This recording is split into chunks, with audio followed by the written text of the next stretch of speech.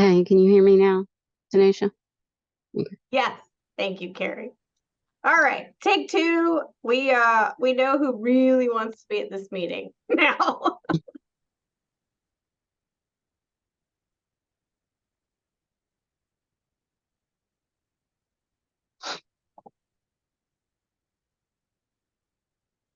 And just to remind you all, the meeting will be recorded.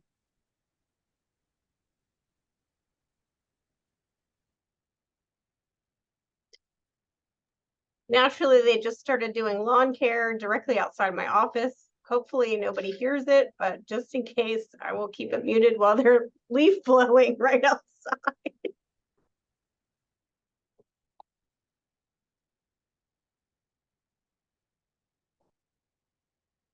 Much easier to get in this time. So thank you, Carrie, for doing that.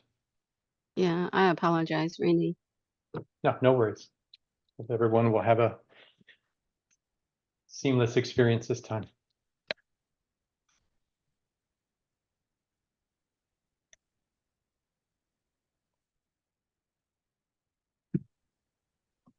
Thank you, Randy.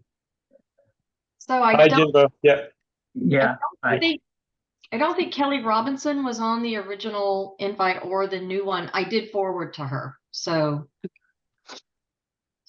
she's not on the invite list. Just want to be sure that Kellye Robinson from Valent gets added. I'm double checking Same with right Tammy. now. Tammy wasn't on that email list either. Yeah, I added Tammy last night, and I'm checking for Kellye right now. I just forwarded it to her also. Oh, okay, thank you.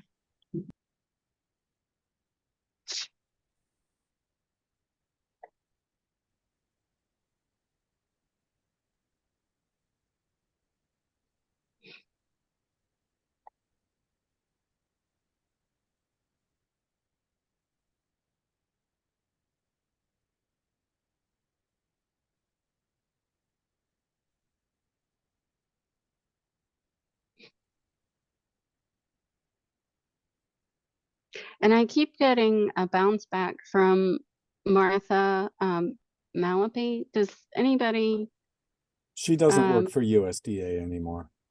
Okay, that's what I was wondering. Sorry. Oh, and thank you for sending the agenda. Okay.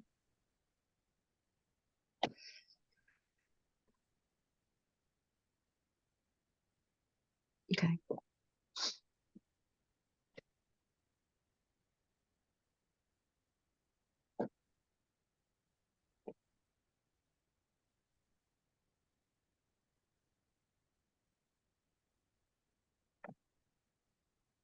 Shall we get started, Danesha? I think so, yeah. 27 people said yes, 13 people didn't respond, 3 people said no, and we have almost 25 already online. So I'd say we get moving. Thank you all for your patience. The nice thing is it's a never a dull moment. Rodolphe, let's make sure you can share your screen while I do the little warm up. Thank you all for taking time and persevering to make it into this meeting. It's really important, and we wanted to make sure as many people could participate as comfortably as possible, which is why we decided to hold an online meeting. And I said to folks earlier this morning, I'm not sure that we have a full 4 hours of content, but we wanted to make sure that we were leaving time open for discussion, for conversation, for idea sharing. And as such, I hope that everyone spends the time here working today during this meeting. And if you have ideas you want to share with the whole group, you can utilize the chat. And you'll see there's a little button that says everyone. So if you want to type a message or a question or an idea to everyone, please drop it in the chat. If you'd like to direct a message or a thought to someone on the steering committee, that would be myself, Rodolphe, or Randy, don't hesitate to do that as well. We can still capture the information and just leave it anonymous if you prefer, or if you don't want to share with everyone, you can use that function. So again, thank you all for joining. And this is just a reminder, you're all here for the Genome-Edited Microbial Workshop. This is our 3rd workshop and probably not the last, but we hope that we're all getting on the same page, and today will be used to update everyone on where our different work groups are. And at the end, I hope to circle back and talk about action items to move forward. So with that, I would like to go ahead and turn the agenda over to my esteemed colleague, Dr. Rodolphe Barrangou, and he will set the scene and help us move forward. So Rodolphe, it's all yours. Yeah, indeed. Again, good morning, everyone. Thank you for bearing with us with some technical challenges that are not unforeseen. Thank you for taking the time to catch up with us today. And I think we all understand it's not quite the same to do this online. It's not quite the same to have less time. It's not quite as personable. It's hard to be as productive and as engaged. But nonetheless, when Q4 presents itself, people have challenges with regards to budgets, traveling, availability, scheduling, and the like. So we very much appreciate people being able and willing to do that here and participate. We don't have to go full time necessarily unless the conversation warrants this. And then again, use whichever means you feel comfortable with and you prefer to communicate throughout the session that we have here. And very importantly, we have to keep momentum. I think we all appreciate where we stand right now, how much we've done, where we are, how far and how fast we're going, but also we have a long ways to go between where we are right now, where we'd like to be in the future, as outlined in the first two workshops that we had, and as presumably all the different work groups discussing those different questions would concur with. So I'm going to take about 10 minutes. I have about a dozen slides. I'm not going to revisit too much what we've done in the past, but I want to set the stage, give some technical context with regards to where are we right now in the world of genome editing and CRISPR in general, and for genome editing of microbes in particular, and remind everyone of some lessons learned from workshops 1 and 2 so we can hit the ground running today. As a matter of fact, the data I'm presenting to you on this slide just came out this morning. It was published this morning. Will be actually in the next issue of the CRISPR Journal, which is public knowledge right now. Again, to contextualize where we are right now, over 250,000 times CRISPR technology has been disseminated throughout the globe to not-for-profit organizations and labs. So 250,000 times someone working in a not-for-profit lab has asked for that technology. And we see the technology diversification continue to increase. There's people using nucleases to do breaks and or nicks. There's people doing transcriptional regulation and epigenetic, and there's base editing and prime editing and all kinds of CRISPR flavors that people use across the globe. And that innovation keeps going. And as a matter of fact, if you look right here, I presume you can all see my pointer here, every single year for the past decade, new technologies, new plasmid, new tools, new CRISPR toys, new genome editing modalities have come out, and they've been distributed throughout the world pretty much at the same rate, at the same pace, at the same scale. And we're at what I call the end of the beginning for genome editing, right? We're ushering in the second decade of genome editing, and we're moving forward. Contextually here, it's very important to understand where those constructs come from. The large majority is the US, and then UK, China, and Germany, make up the next few in line with substantial contribution to some extent. And this is the people using them. And it's very important to see that some of the depositors and developers are also the users, but you see that a lot of interesting countries throughout the world are much heavier users than they are developers. And some of those ratios of use versus development are intriguing to me, right? So think about 6-to-1 for the US and about 15-to-1 for China. So it's important to know and contextualize from a geopolitical standpoint, practical standpoint, scientific standpoint, and business standpoint, where the technology is, where it's being developed, and where it's being used. And more importantly here at the bottom right, for the genome editing of microbes, I want to contextualize throughout the world what portion of the work is being done in mammalian cells and human cells for therapeutics, right, in blue. So this is total. You can see Northern America and other parts of the world where maybe less than 50% of CRISPR work is done in human cells. Plants in green for ag companies is important to know, obviously. But since we're focusing today, notwithstanding the ag focus on genome editing of microbes, note the distributions in orange. So microbes, maybe surprisingly to some of us here, has been, is, and expendedly so, is the number 2 subset of CRISPR users throughout the world. And there are parts of the world where a very, very substantial amount of work and investment and focus and deployment is being focused on genome editing and microbes. And it's not just a prediction of where the science is, it's a prediction of where the business is, where opportunities are, where interests lie, and where regulations have to be. So catching up between where we are, where we need to be is part of the messages I want to relay today. And of course, we have to contextualize that in the bigger picture of CRISPR. And as all of you hopefully know, less than 2 weeks ago, the UK regulatory agencies approved the first ever CRISPR drug for sickle cell. So we're in a world right now where CRISPR is clinically justified and warranted. And there are regulatory agencies that have already approved the use of CRISPR-based genome therapies for patients. There's nearly 100 different clinical trials underway. You can go to clinicaltrials.gov, and there's a lot of those results that have been published, that have been documented, and there's 24 actively recruiting genome editing clinical trials underway right now as we speak.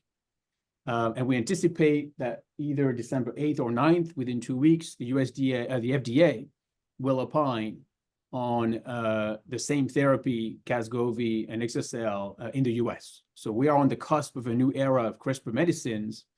And very importantly, outside of CRISPR medicines, we can see CRISPR being deployed, of course, commercially now, not just operational here, but commercially here, in crops and in livestock, with a lot of expected release 2023 and 2024 as a foreshadowing of what's happening in the microbial world. So I think contextually, we have to be mindful of this as we wrap up Q4 in a very momentous 2023 and a great decade of genome editing and genome engineering with CRISPR. 2024 is going to be a pivotal year for the technology, for the science, for the users, and obviously for the industry and for the regulators. So I want to contextualize that very importantly here. To contextualize the workshop, again, number 3 here, as you may recall, it is very collaborative. That's what we're gathering: academics, some of us are academics, regulators, critically, right, first and foremost, of course, industry partners and even NGOs. This is the who is here today and who remains engaged and is pushing the agenda. What we're doing is identifying and discussing regulatory framework issues and concerns for edited microbes in ag. Again, contextually, and as I've mentioned a few times today, we're here to talk, and it's a workshop. So I would roll up my sleeves here, remind people we're here to work to some extent, exchange ideas, challenge each other, and be productive, and really identify gaps and or questions and or issues that warrant discussion. Eventually, to do that, that's the why we want to create and continue and improve and refine efficient and transparent regulatory frameworks for everybody's benefits. And to do justice to the technology and opportunities that lie before us. So I'm not going to revisit everything we've done for workshop 1. It was very collaborative, set the stage the right way. We discussed a bunch of questions. We were hosted by the National Academies in DC. It was great. We talked about the elements that constitute a risk-based assessment framework. We talked about what key considerations should be in play for exemptions, which is a very important part of the regulatory framework.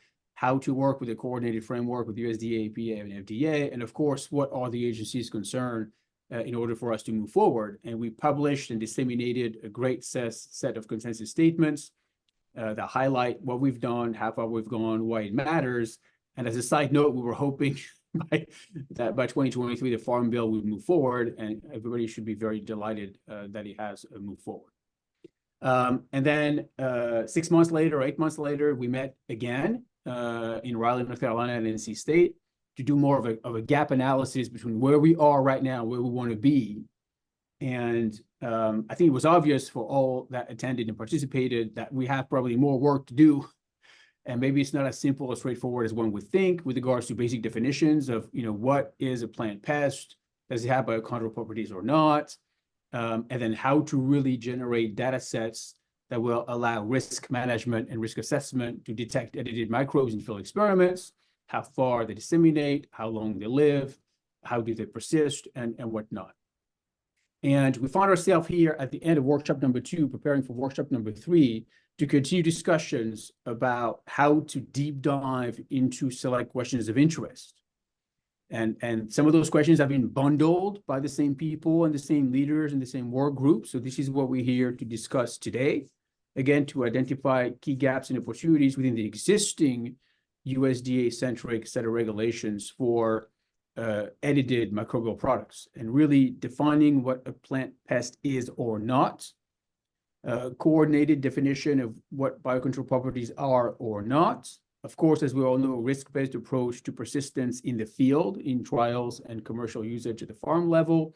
How are we going to study and establish and monitor and measure persistence? What are options or technological alternatives to devitalize if we need tested microbes in the field? And then what are, very importantly, stakeholder knowledge gaps, as there are different levels of expertise, different granularity of understanding of the technology, of the regulation, of the opportunities, of the challenges, and of the gaps.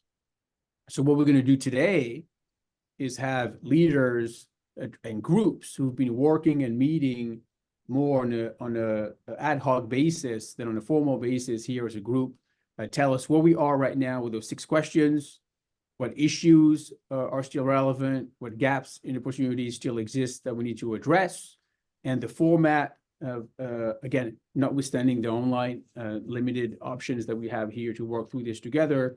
We're going to have individual group updates on progress and challenges for the questions in play here. We hope that now that Zoom works to some extent, we're going to have an engaged, collective, ad hoc, productive discussion on what the issues are and what the gaps are. And we don't just want to hear from the people who were in those groups. And we don't just want to hear from the people who are engaged in those discussions over time. We want to get reactions from everybody here. So don't feel constrained whatsoever with or limited with your ability to participate and partake here. We want all the stakeholders. We want governmental agencies. We want everybody who's taking the time here to spend time with us today for the next hour, however long you have, hopefully maybe the next 2.5 hours here, to get your reflections on, do you agree those issues are the issues at stake or not? Do you agree that the gaps are what they are or not, and how we're going to close them? And importantly, as Danesha mentioned, we're here in many ways to provide everybody an update to keep the momentum at the end of 2023 to set for a productive 2024, and then make sure that we don't lose momentum towards the end of the year and prepare for what we're going to do next. Last point I want to make here very briefly is thankfully and conveniently and fortuitously, BRS had their annual stakeholder meeting earlier this month. I think it was on November 9th. And there's a few noteworthy items here. I want to remind the whole group so we're all on the same page here as I set the stage. There's great continued interaction with industry, public, state, federal, and other stakeholders around ag biotech with the executive order we all have close to our heart here, as outlined by Undersecretary Moffitt. There's a lot of continued updates on public proposals for additional notifications for exemptions, and exemptions are a very important part of the toolbox that we have to work with the Federal Register update from, I think, November 15th. There's a lot of additional regulatory status reviews. Of course, there's a lot of substantial progress and accomplishments that has been achieved, as Deputy Administrator Juarez mentioned to us, and hopefully she'll join us at some point today. I know some of the team is here, which is great. A lot of inspections, lots of actions, a lot of responses, lots of consensus on what to do, and of course, efficiencies as well. So, there's not always a timely adjustment of resources available to the federal government with the extent of the mission that they have to achieve. We understand that and appreciate that. Workforce recruitment in general, and with microbial focus, international experience in particular, is moving forward, as the branch chief Shabazz mentioned. And then, of course, other people have agreed in a lot of the points that we've made in those conversations that we have here about the executive order and some of the public comments that were shared on the record, as the Assistant Deputy Administrator mentioned. I know Subray is here today, which is great. So I'm sure he'll share some of his insights, as he always does, about permit application increases and challenges, the great responsiveness of the team and ability of the staff at USDA to really be diligent and timely and transparent and communicative, and that's great. We appreciate that very much. And then, of course, issuing permits and maybe even talk about the extension beyond the 1-year limit that is currently the status quo. And then, of course, continued stakeholder engagement and really working towards an enhanced framework with some very tangible 2024 deadlines, with an RFI deadline, I think around March at the end of Q1, maybe review around the summer, and then work with PPQ and EPA around Q3 to move the process along. So I'll leave it at that. Again, to remind everybody here that now is the time. We have to maintain momentum and prepare for a very fruitful 2024. This is the right working group with all the stakeholders, all the engagement, all the voices, all the opinions. And we want people to voice their opinions today. It's not a PowerPoint jamboree whatsoever. And then again, as a reminder, we have much to prepare for ahead of a very busy and hopefully productive 2024 that lies ahead of us. So again, thank you everyone for taking the time to meet today. I'll stop my monologue here, and unless people have questions or comments they want to make, let's just dive in and start with the first group in question 1/2. Thank you, Rodolphe. I always find when there's no questions or comments, I figure we've just shocked and awed everybody, and so I just roll with it. I did want to offer Randy a little bit of airtime if you'd like to just underscore a point that hasn't been made yet to help us set the scene, and then as Rodolphe invited, jump right into question 1 and 2, team.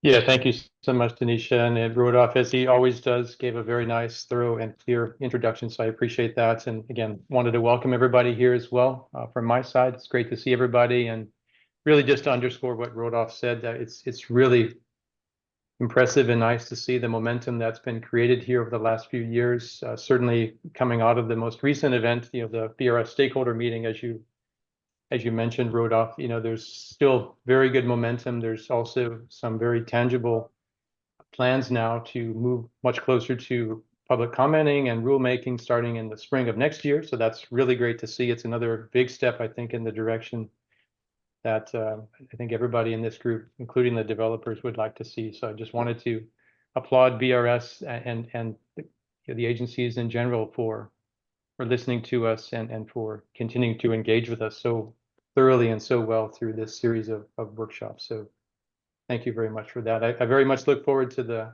discussions here today. As was also said, we intentionally didn't sort of populate the time for the question groups completely. We left lots of time open for questions, discussion, challenges, and all of that. So please just encourage you as well to engage, whether you're part of the question group that's presenting or not. Please engage, ask questions, throw out new ideas. That's what this is all about, to further flesh out these questions, the ideas, and keep this moving forward. So that's what I would say for now. Thanks so much, everybody. Look forward to it. And Leah, I think you are going to kick it off here for questions 1 and 2 that have been consolidated as well. I'm also a member of those 2 groups. So Yep, I will over to you. jump right in. Frankly don't know how to just share this screen. Let's see. Is that did I do that correctly? Looks great. You nailed it. Yep. All right, excellent. I am a little technologically challenged, so I appreciate the support. Good morning, everyone. It's nice to be here, and I am just the voice of questions 1 and 2. We have been working really well as a group over the last handful of months. I will say, not easy questions to address, and we've had some fruitful conversations, but definitely challenging. So for questions 1 and 2, our group members were the same, and we felt that we should combine the 2 for this report out. So I will move on to the next slide.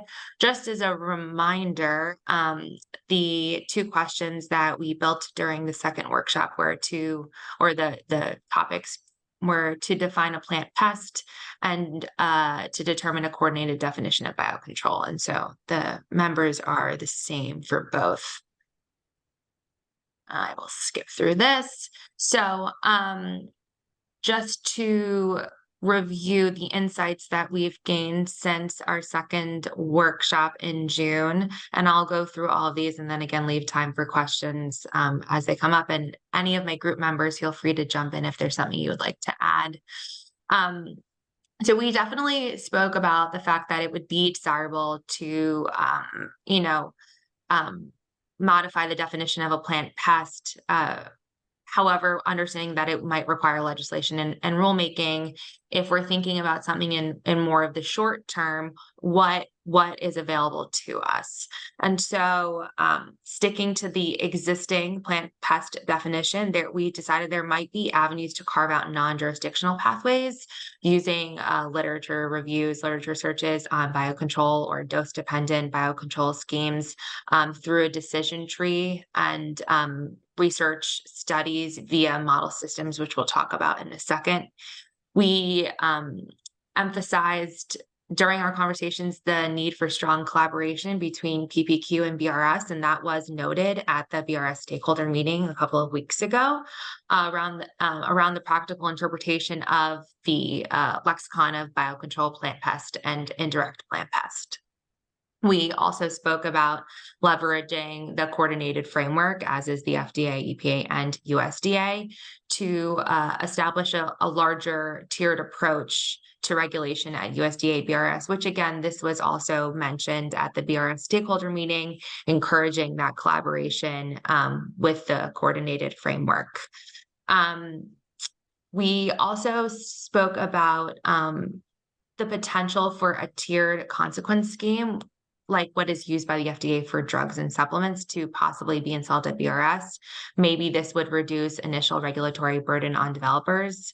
And then also spoke a little bit about fundamental studies on model organisms that might help differentiate what might be a biological control or a direct or indirect plant pest, and when something might not be. So could the use of a model organism prove as an example to developers and to researchers in answering these questions a little bit better?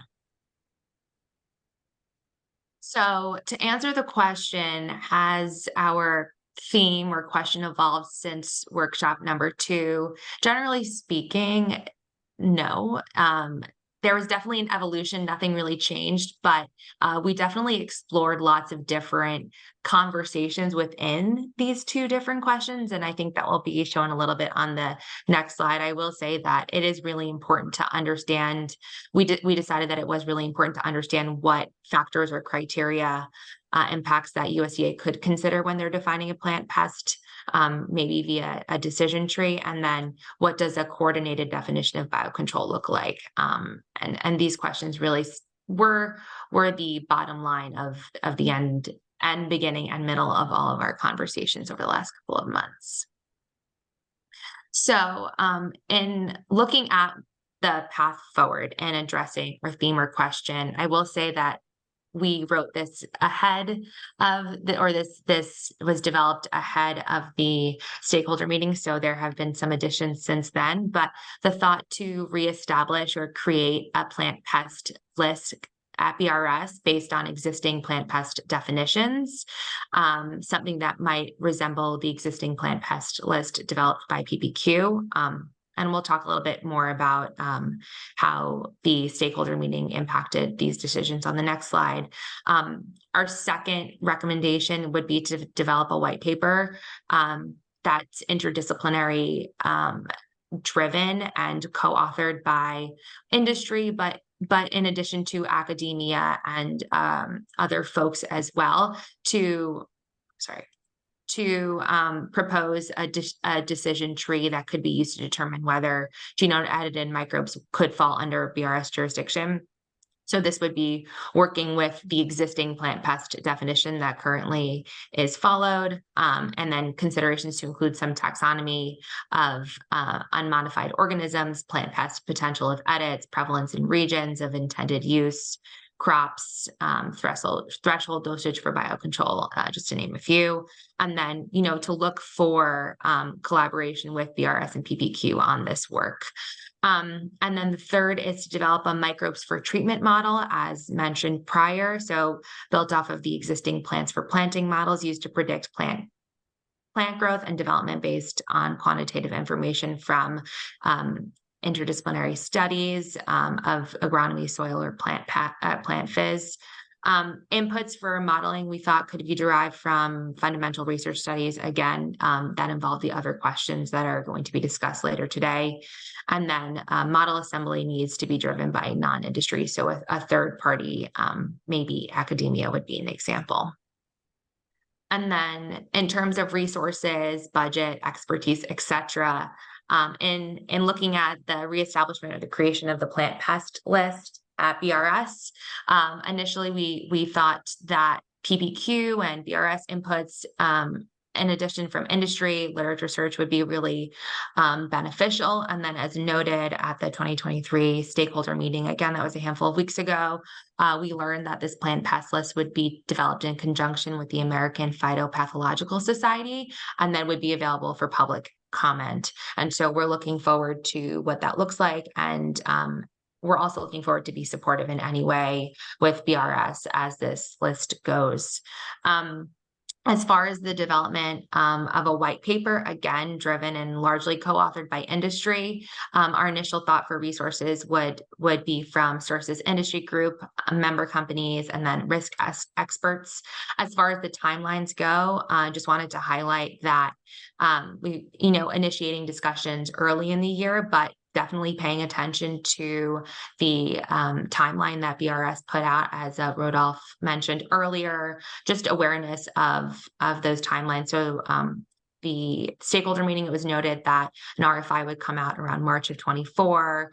There would be a review to analyze comments in July of 24, and then September 24, development of a contemplated framework. So we're going to keep our eyes out for that, but we want to be prepared to respond to those, RFIs accordingly, making sure that we're all kind of on the same page as to what gets, where we're commenting, so that BRS has, our responses.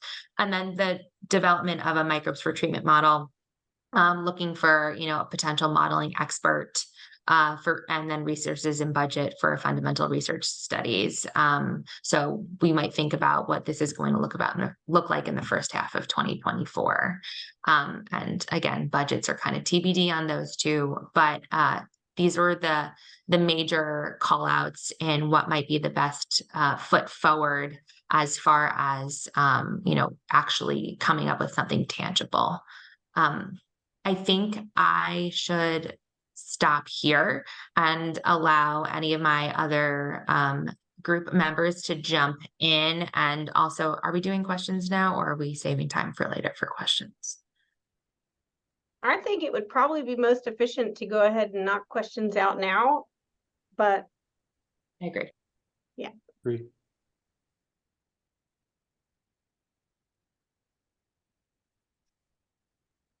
Yes, Robert, please feel free to just jump in, folks. Robert's using very polite Zoom etiquette with the hand raise and remaining mute, but I don't have any problem with folks just jumping in unless it turns into a free-for-all. Then we can go back to polite behavior. Yes, please. That's okay. For anyone in PPQ or BRS, they will know I'm not that polite anyway. So Bob Fansteel, I am the PPQ Biological Control Specialist. And a couple of comments, particularly going up to the regulated pests list. It should be noted that that is essentially for quarantine pests and in no way determines what the realm of organisms that we regulate. And this is a common misconception amongst many of our applicants. So, and the same thing, any plant pest list that's developed between BRS and APS would not necessarily be all inclusive, particularly when industry is isolating and working with, innumerable novel organisms all the time. So as we look at every organism, we evaluate it on its own merits. While certainly work with model systems would be wonderful, we're still going to come down in the end to the activity profile and ecological activity of any particular organism in question. I think that's enough for me at the moment. I'll shut up. Thank you for that comment, Robert. Any follow-up conversation, questions, thoughts? Hi, this is Kellye Ebersole, Ebersole Associates, but also today with the Phytobiomes Alliance. I just have a question for Robert. would it be possible under what you just said for us to develop supporting documentation that would enable you at PPQ to actually say there is this biocontrol list or organisms that are not subject to biocontrol? Yeah, I'm not sure what you meant by not subject to biocontrol. I assume I assume you are talking about a list for which we have no jurisdiction. Correct. Yes. Correct. We love data. Oh, good research, good data. I mean, I was a researcher for 34 years in biocontrol of arthropods and weeds before moving into the regulatory space. So yes, certainly we can work together to develop research plans and try to identify activity profiles, because the variety of activities of the various organisms, whether modified or not, can vary so much. It's not going to be a necessarily prescriptive, oh, if you study this, effects on this, effects on this, effects on this, we're done. It's not like working with pesticides. But certainly interaction between industry and our groups at PPQ and BRS is welcome, and we'd love to see any data that you have that you can bring to bear. Yeah, I think if from what Leah had said, that's really what we were trying to accomplish, and I think Leah covered that very well. But it also affected PPQ's biocontrol aspects. Sure, and it's just one thing. It's very important to avoid reliance on lists. Now, I think developing lists of many of the commonly studied organisms, and I'm sure, looking forward, commonly modified organisms, that will help us on the regulatory side of things. But because of the, just the number of organisms that are being identified and looked at and very quickly moved into becoming modified, there's just no way we could keep up with that kind of a list. Just vetting the list would be full-time job for all of us. Sure. So that leaves us, we're working on the information available for any particular species and any particular modification. And I think Subray has something else to say associated with that. I think what I was certainly thinking of in our discussions was if we can put together something like a widely prevalent list, like PPQ has done for other organisms. And I know that that's a complicated process, but that's kind of what we were considering. Sure. Thank you. Thank you.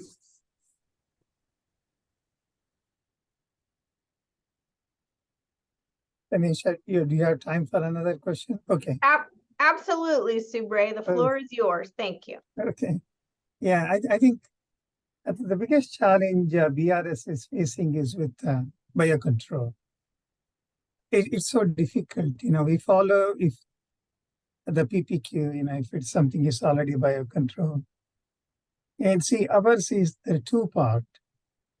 Is it a biocontrol in a use for biocontrol and has a plant pest risk? So we have one more step there. Okay, and coming back to my main question to Leah is, the definition of plant pest is in Plant Protection Act. It has been there. And I really want to know the rationale, what exactly you guys want to change or modify this definition, plant pest. Yeah, that's a good question. And we talked about how we would modify or what we would look to do. And we actually kind of came to the conclusion that we wanted to use the existing plant pest definition, that we didn't have an interest right now in modifying it. Because for that reason. Okay, yeah, that's what I was wondering. Yeah. So sorry if that wasn't clear. I apologize. Okay, that's fine. Yeah. Subray, I think I would add to that comment though. I think to Leah's point, we're not trying to change it, but we're trying to ask for clarity around the meanings of plant pest and biocontrol. And I think that was one more term that was highlighted, but just how do we understand what that means, what it all, what falls under those categories, and so I think it's just asking for clarity. So one of the issues long term in biological control and at whatever taxa that we're talking about is there have been many circumstances where there have been negative non-target effects of various kinds of biological control. So the regulation of that under the Plant Pest Act and under 7 CFR 330 relates to those potential negative effects, and whether that's negative effects on a threatened and endangered species, a crop, something that's of value for cultural concerns. And in this case, I'm talking primarily biological control of weeds. These are all valid concerns. And, similarly, when we start talking about microbes that might have antimicrobial properties and be valuable because of those properties, they may also have negative non-target effects, and those effects may be context dependent and not isolated to the, how they are applied. I mean, endophytes would be different potentially. So a lot of this is, understanding those activity profiles and how they might vary in a context dependent sense to make good regulatory decisions and be risk averse in not having any of those non-target effects that we would find undesirable. I know I'm just kind of rambling now. It's, I think I need a beer. But that, that's where the regulation of biological control really comes from, is some of those, in some cases misguided, in some cases attempts that we, just weren't aware of all of the potential ramifications, and we're trying to minimize those. Thank you. Randy? Yeah, just wanted to appreciate the discussion here from Bob and Subray and others, and just to get some feedback here, again, what we see on the screen, point number 2, kind of bringing all the comments here together. We had proposed, and we can imagine creating a decision tree that would help to guide developers in terms of whether a specific organism would fall under VRS jurisdiction or not. You're probably aware there is precedence for this in some other agencies under the coordinated framework. For example, the Friesen and Johnson papers that provide a decision tree related to the grass process under FDA is one example of that. So I think we imagine trying to create something like that for genome-edited microbes. Just wanted to hear your reactions to that. Could you ever imagine such a decision tree to be made? And if so, what sort of considerations would need to be made to prepare such a decision tree? Thank you. Yeah, that's a good question. As Bob said earlier, data, would really help always. I will give you an example. We could come out with all these exemption in our regulations for plant is because of our experience. Still today, we deal with 80 to 90% on plant. And so we can justify our actions. We want to do, microbes. See, we are always sandwiched between, developers and public. We really want public to really understand, that the safety and that, we are really, have an oversight. Otherwise, we get 60,000 comments and, whatever we do will not go anywhere. Because we haven't, we experienced, very bad experience the last 15 years. Changing, something is so difficult. So that's why, this is really, I think, a positive direction, any decision tree. What we are doing is currently, like when Jinbo was working I used to ask, Jinbo, what should be the best method to see, either should we look into, some kind of, sequence matching, or what exactly academia uses to compare, the similarity of microbes or pathogen and everything. That is, we are not, saying, no to anything. And we really want, if something really works, we would use it, right? And our underlying, and when we wrote the first regulation, and as the current one is, you can follow what we say in our regulation, but you have a better method to describe. We do not say, oh, no, you can't do it, right? You can always, take into consideration, and we review it. And if it is usable, yeah, we use it. So I really support that idea. But Bob is already expert. Probably he knows what exactly they are doing. Yeah. I'm just looking forward to retirement. So as part of my work with PPQ, I coordinate the environmental compliance for introducing novel biocontrol agents into the US. So I help coordinate the consultation with Fish and Wildlife Service with potential impacts on threatened and endangered species, as well as both tribal and NEPA considerations. We do, for these novel species, we have a petition process that is hierarchical in nature. It is not a strict decision tree because the data that we're evaluating is far too complicated and nuanced for a set of binary decision-making points. But I think anything that we would do would fall under that kind of framework. And while there would not be a bar in a set of prescriptive studies, certainly with industry designing a series of things like, let's at least start with these basics and see where they go as far as, antifungal properties of a particular organism, both the wild type and modified as well. So I think there's a lot of room for working together, and this communication is what really makes that happen. And that's whether we're talking about, using microbes, in these fashions or controlling invasive weeds. Thank you, Bob. Well, go ahead, Jinbo, and then Jennifer. I see your hand is raised. Okay, well, thank you. I want to emphasize from Bob and Subray. So in APHIS, we are more biologists. We are not like EPA biochemist people. So our focus in general biology means the characterization of the organism.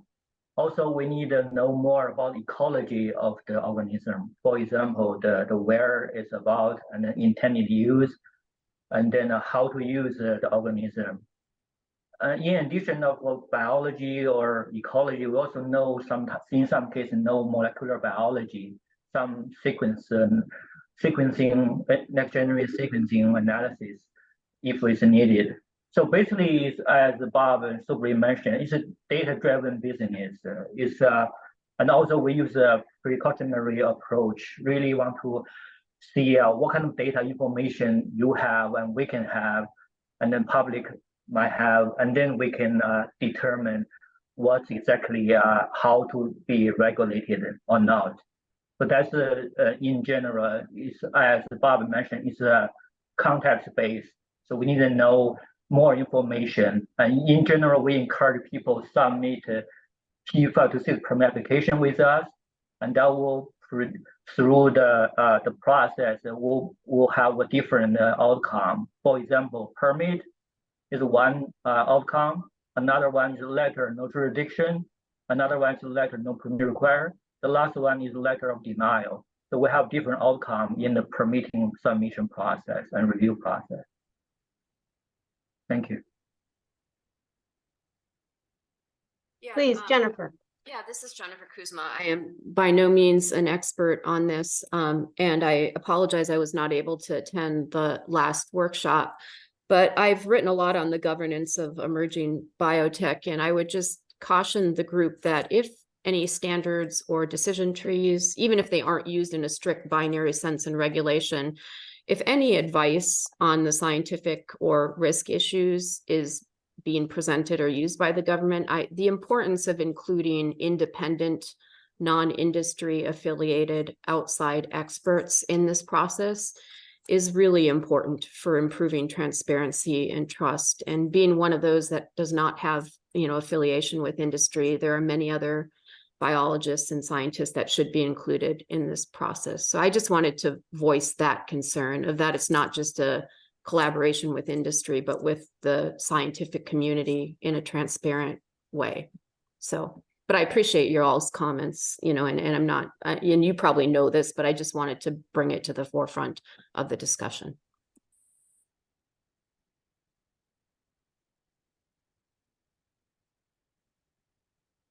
Thank you. I was just leaving space in case anybody else had questions, comments. Yes, thank you, Jennifer, for that comment. Kellye, please. Yeah, again, I want to reiterate support for what Jennifer said and the importance of getting basically academicians together who can put together these decision trees and some of the other aspects that could be used by both PPQ and BRS. I mean, a case in point, and since I'm going to bring it up now because I will not be here this afternoon when we go through the questions, is we've been working with APHIS for a number. We, as in the Phytobiomes Alliance, have been working with APHIS a number of years on developing sequence-based classification system. This was done initially with PPQ, and Mike Stuhlberg was still at PPQ and is now at BRS. And we've had some good luck, and we're in the process now of publishing a paper regarding that. But that was a situation where we put together an academic team to actually do that. It was not our industry partners who were engaged. So I know that'll be discussed, that could be discussed at greater length this afternoon, but again, just wanted to bring it up. Thank you.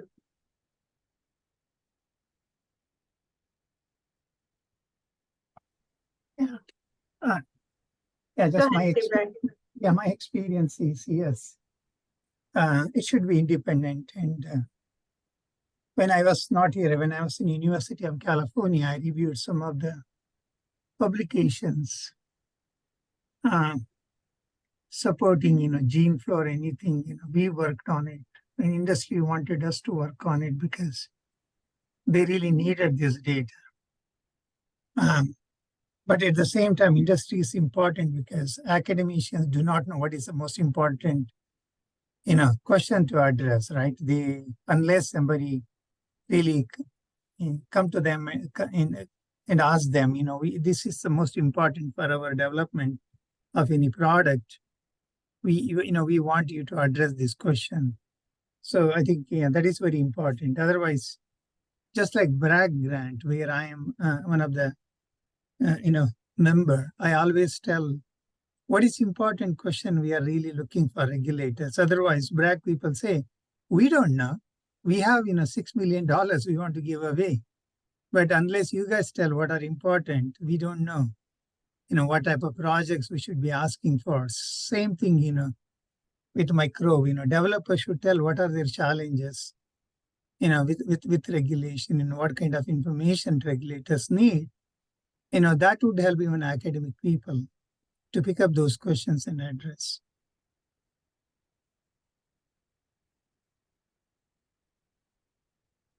I was taking notes. So Subray, you'll see yourself referenced in my presentation later. I'm in trouble. No, not at all. Not at all. I would not do that to you. Thank you. Any other conversation around questions 1 and question 2, or any of the comments and discussion we've had?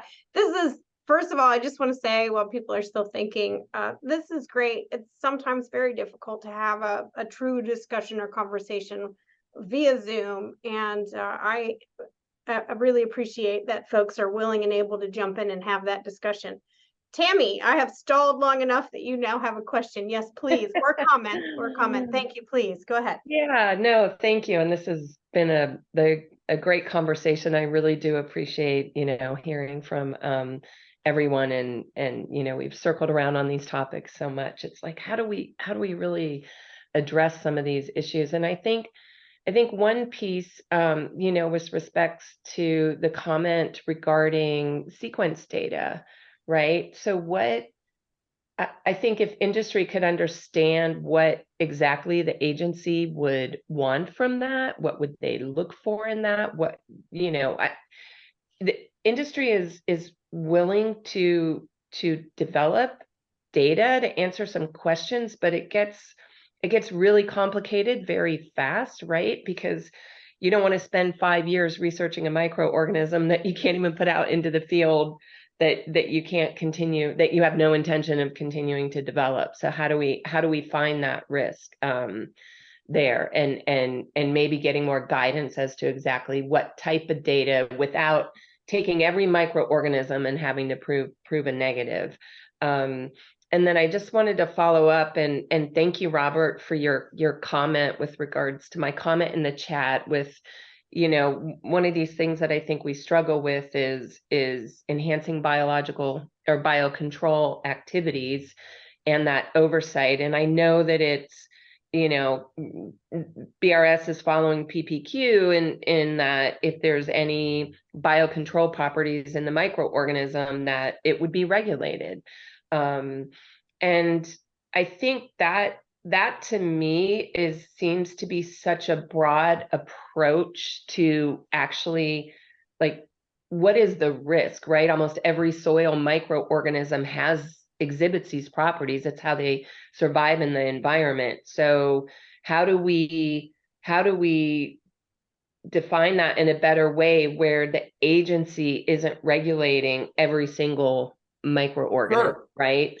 I think understanding that and you know, if there was a risk to it where, you know, we're editing the microorganism and it was regulated in the same manner by BRS that PPQ does, but of course the regulations aren't presented in that way. But, you know, once we're trying to prevent these organisms from, you know, surviving in the environment or proliferating in the environment, it gets really complicated from a permitting standpoint, right? Whereas PPQ doesn't have that. So yeah, I would just love your comments on that, because it really is all encompassing. So one of the issues is, for at least from what I have seen, and I'm not one of our pathologists, for many of these organisms, the background data on their ecological activity is maybe not particularly well known, you know, outside of maybe a very small context when you're talking about a bacterium. So, so in essence, in a lot of ways, we're regulating to be risk averse, because what we don't understand, you know, hey, we're stuck there until we actually know more. So, you know, when you're talking about sequence data, it's kind of like, well, shouldn't we understand a little more ecological basics first? You know, and I know that's cost dependent. It's the nature of any organism-based industry or you know, products, like if you're talking, you know, drug companies coming through and trying to bring a drug to market, and it is frustrating to go through that research and not have everything go to fruition. But at least for us, trying to understand some of the basics of those microbes first before ever editing them, that is so valuable for us. Mm-hmm. And will allow us in PPQ to work more closely with BRS to kind of, you know, maybe help cover both sides of those questions.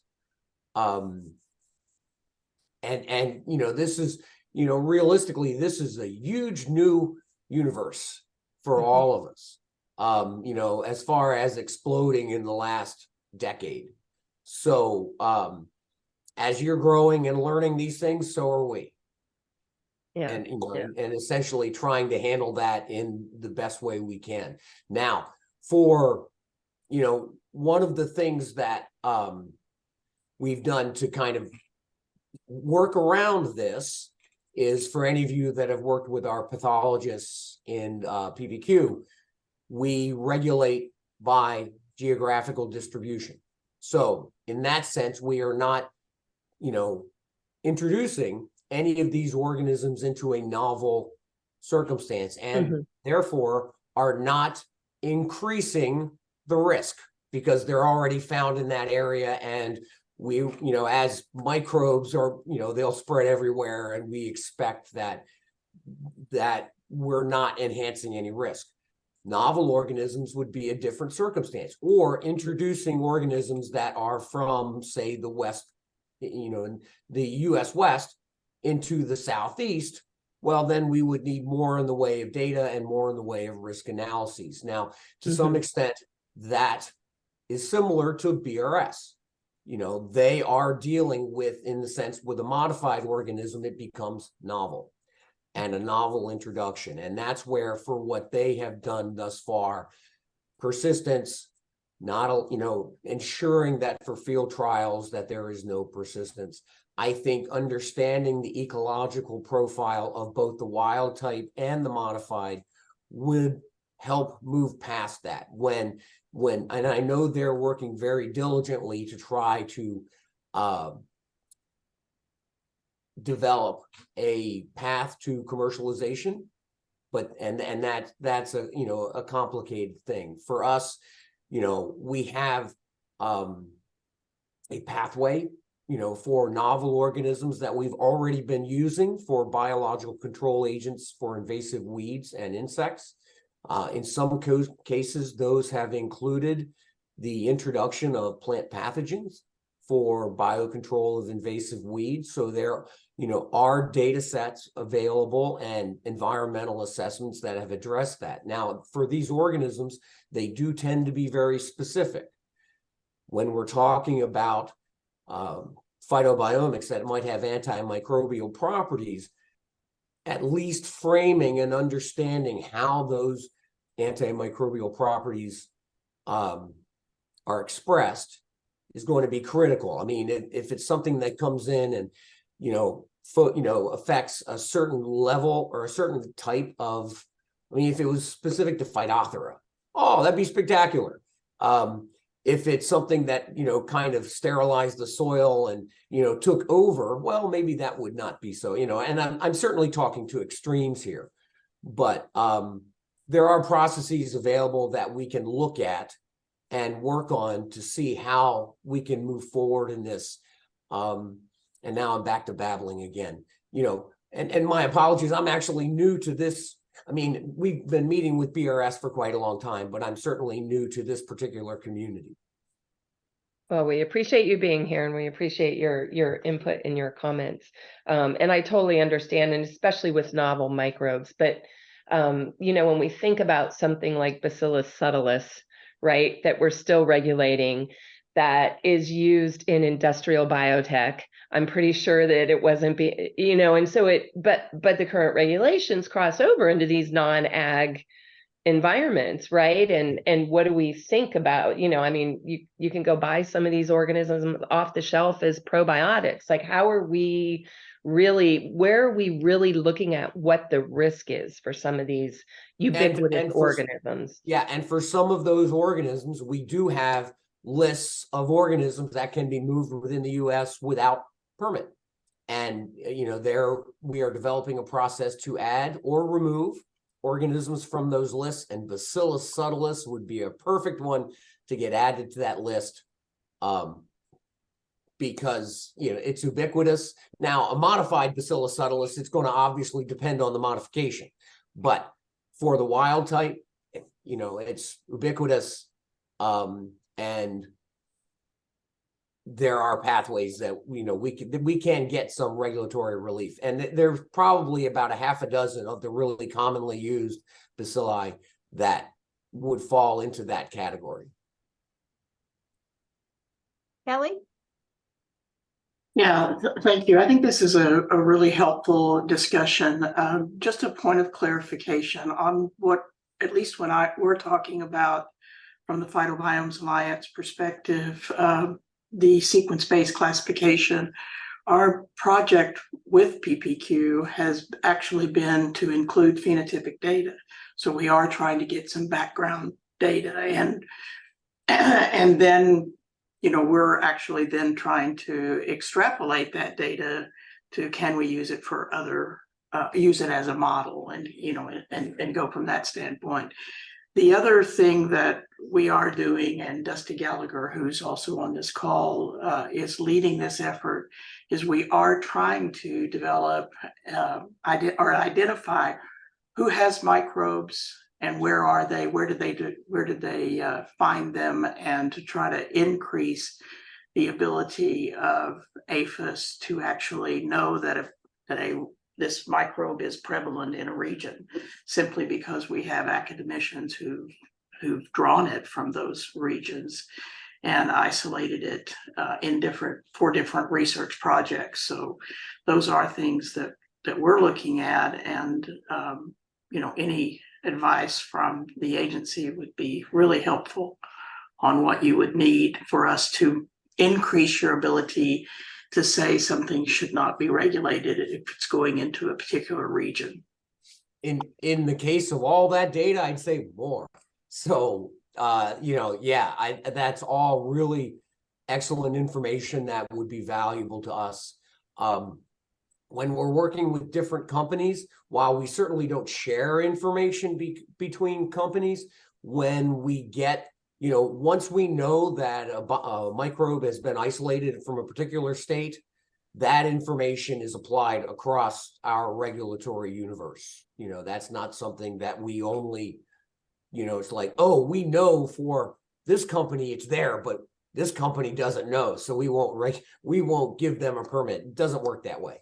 But so how do we know what that is? Is there a way to increase transparency without being confidential business? I think we have 47,000 organisms on our list that we regulate. So that's on a organism by organism basis. So that's something you'd have to work with one of our pathologists on. I don't even want to think about trying to have that data presented anywhere and then change it all the time.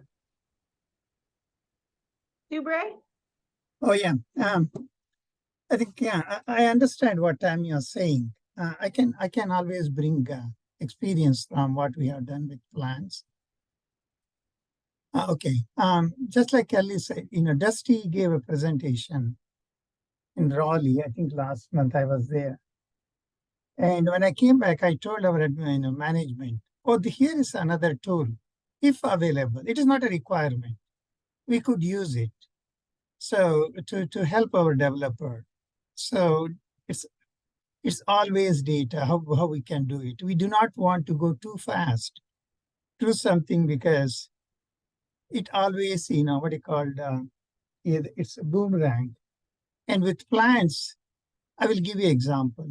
We used to get pollen diameter data for a risk assessment. We were wondering, why are we getting this data?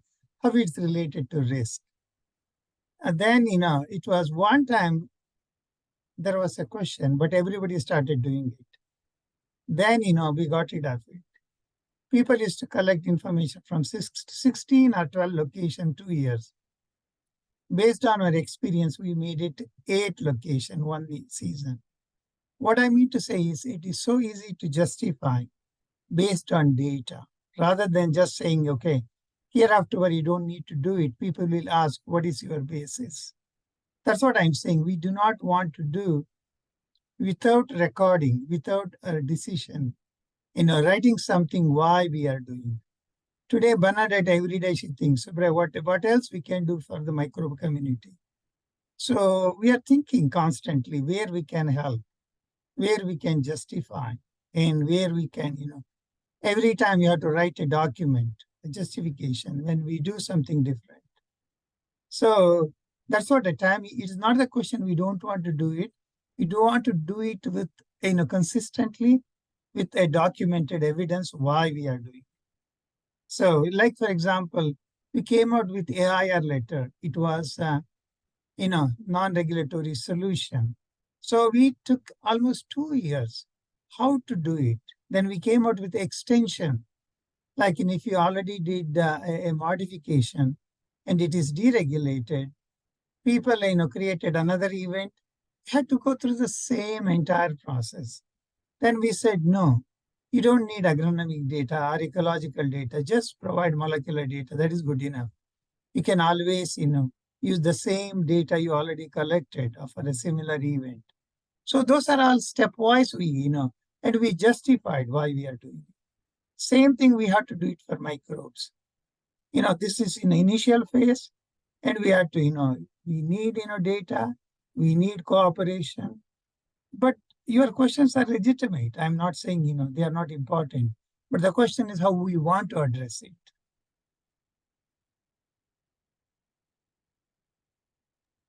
Thank you.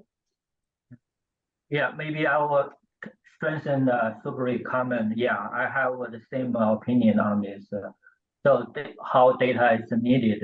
We use one common example. Most people know some Pseudomonas like fluorescence as good biocontrol agent, but in some species in the same genus, for example, Pseudomonas corrugator, it's not only as a biocontrol agent for biocontrol of bacteria and fungi, also it's a plant pathogen on tomato in this case. And then many people did not realize that when people develop a biocontrol agent, they just thought, okay, what's my target? So they did not screen enough.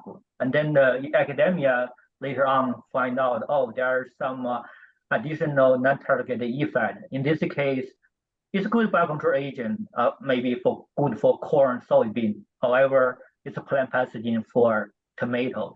So as a regulator, we need to see the possibility, the negative impact to everyone, not just a positive impact on the corn, soybean grower. We also need to look at the tomato grower. So because the EPA regulation is a trade-off for cost and benefits, but the Plant Protection Act is not. So we have to look at all the aspects to see any potential risk. Thank you.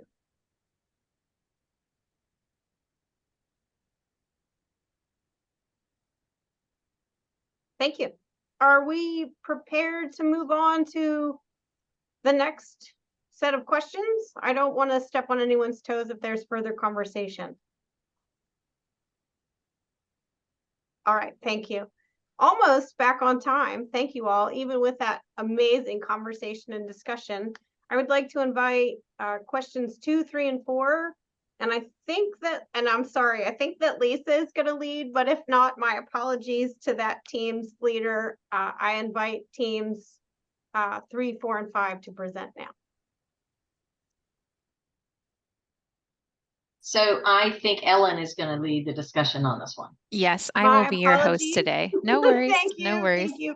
I couldn't remember which amazing and awesome lady was going to lead it. So okay. Ellen is the lady in the hot seat.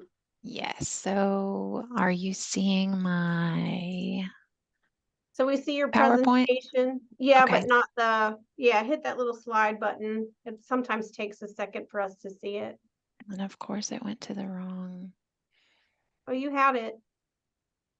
No, it's on my other screen. Oh, of course. I am well familiar with which screen should I look at? Yeah. Okay. Let me restart this and share a different screen, and then we should be in business here.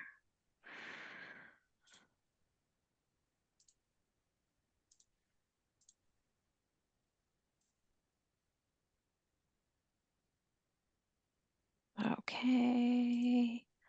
And all right. Are you in presentation mode? Yep. We see a single slide, projects and committees. Perfect. All right. All right. So we'll just start here again as a reminder of our committees here. This presentation actually includes groups 3, 4, and 5. So we're looking at devitalizing the tested microbe, a risk-based approach to persistence, and then the study about persistence. So we've got 3 groups here. And actually we're going to start with group 3. So I'm going to punt it over to somebody in group 3 if they would just go over their insights here. Just we were not able to condense it down to one slide. So we'll do one slide for work group 3 and then another slide for work groups 4 and 5. So I don't know if that's B who would take the lead on this or someone else. Yeah, B, if you could present this as the lead for group 3, that would be great. And Kellye and I can support. That works.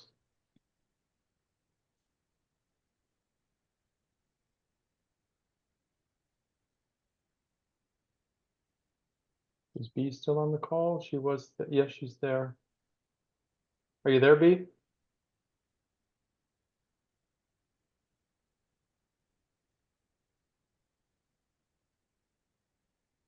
Maybe we can move to the next slide and circle back to this one.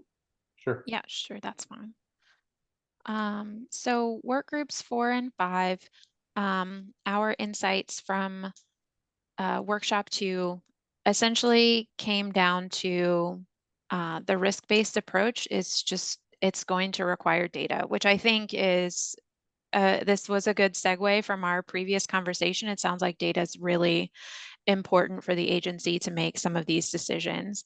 But I think that industry, agencies, and public audiences all need this baseline of data that they can reference and understand what's going on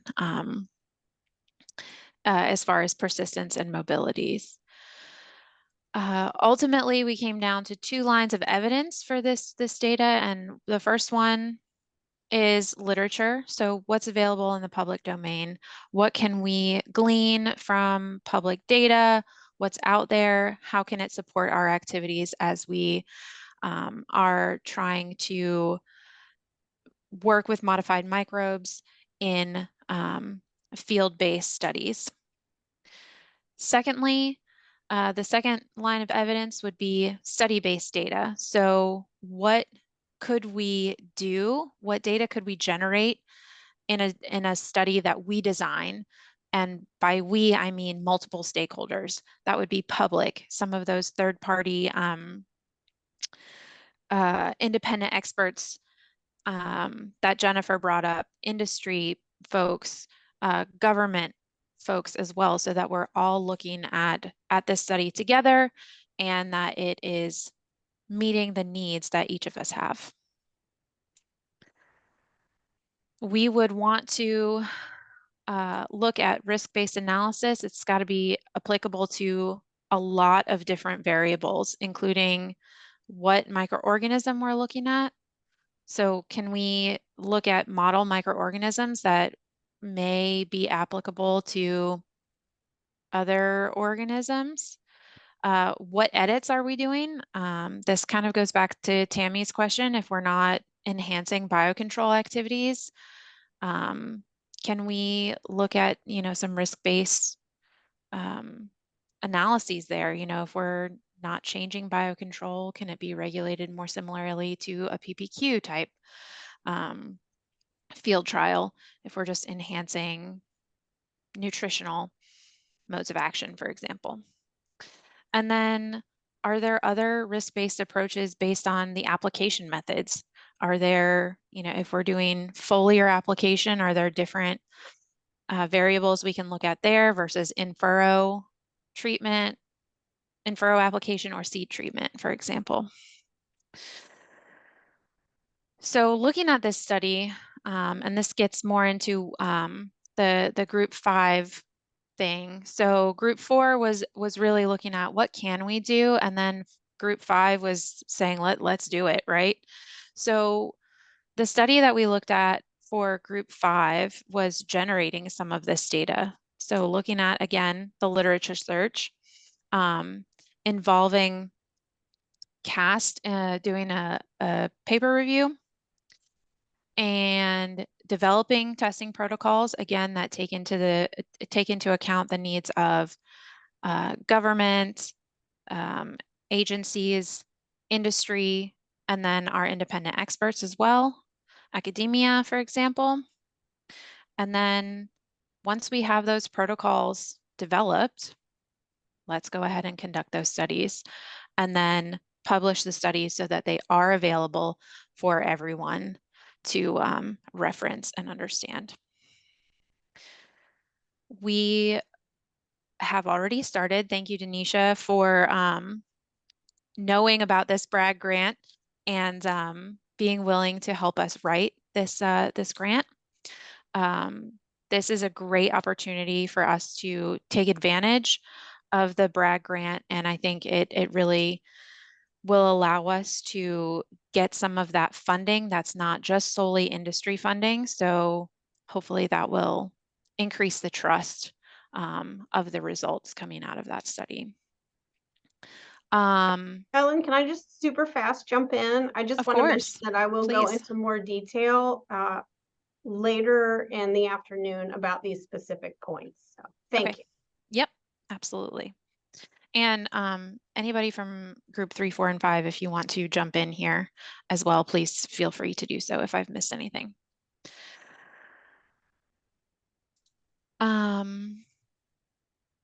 Has our question changed or evolved since the second workshop? No significant changes to the questions that we have, but we found that there was significant overlap between groups 3, 4, and 5. And so our vision would be to merge the 3 groups to generate a more encompassing approach. We've started to do that already, but I think outside of or after this, this meeting, we'll just continue to probably work together, make sure that we're considering all 3 groups' goals as we move forward with this study in the Bragg grant.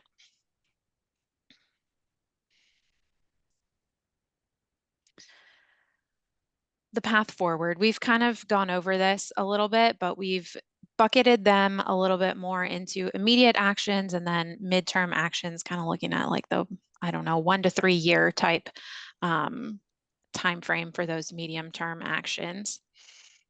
So one of the immediate actions that we had discussed was, what is the definition of persistence?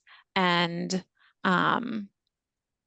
how are we going to evaluate that in the field as we want to take these modified microbes to the field for agricultural applications? So is it sustained population decline? Is that an alternative to proving a negative?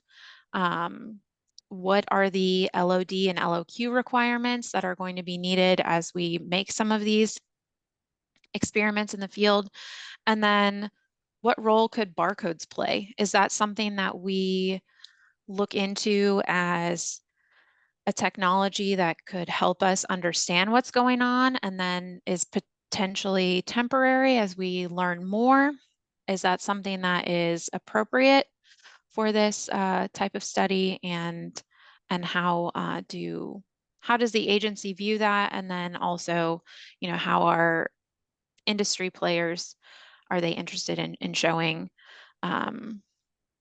persistence through barcodes, or would they rather do it with just their modified microbe?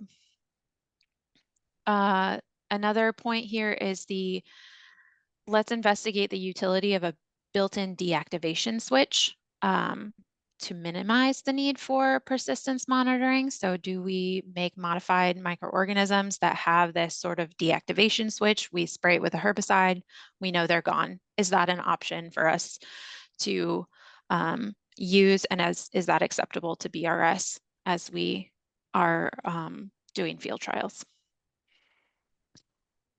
As mentioned before, conduct a literature search with CAST, so that's the Council for Agricultural Science and Technology. We have already engaged with CAST, and they are interested, so I think we'll be moving forward with that, just to get a understanding of what is already out there, what can we use to support our persistence questions, but then also what are the gaps? What is not out there and what do we still need to address? Medium-term actions, again, that sort of 1 to 3 plus, we'll say, time frame is that study with Bragg. So let's start getting those protocols finalized and then really get the data starting to be generated there. And then as we get that data, let's look at those BRS guidelines and reevaluate them. You know, how are we as an industry, how is BRS feeling about some of the data as it's coming out of that Bragg study? Is it giving us more confidence that we can manage persistence? And if so, let's reevaluate those guidelines and see where we can make some more risk-based changes.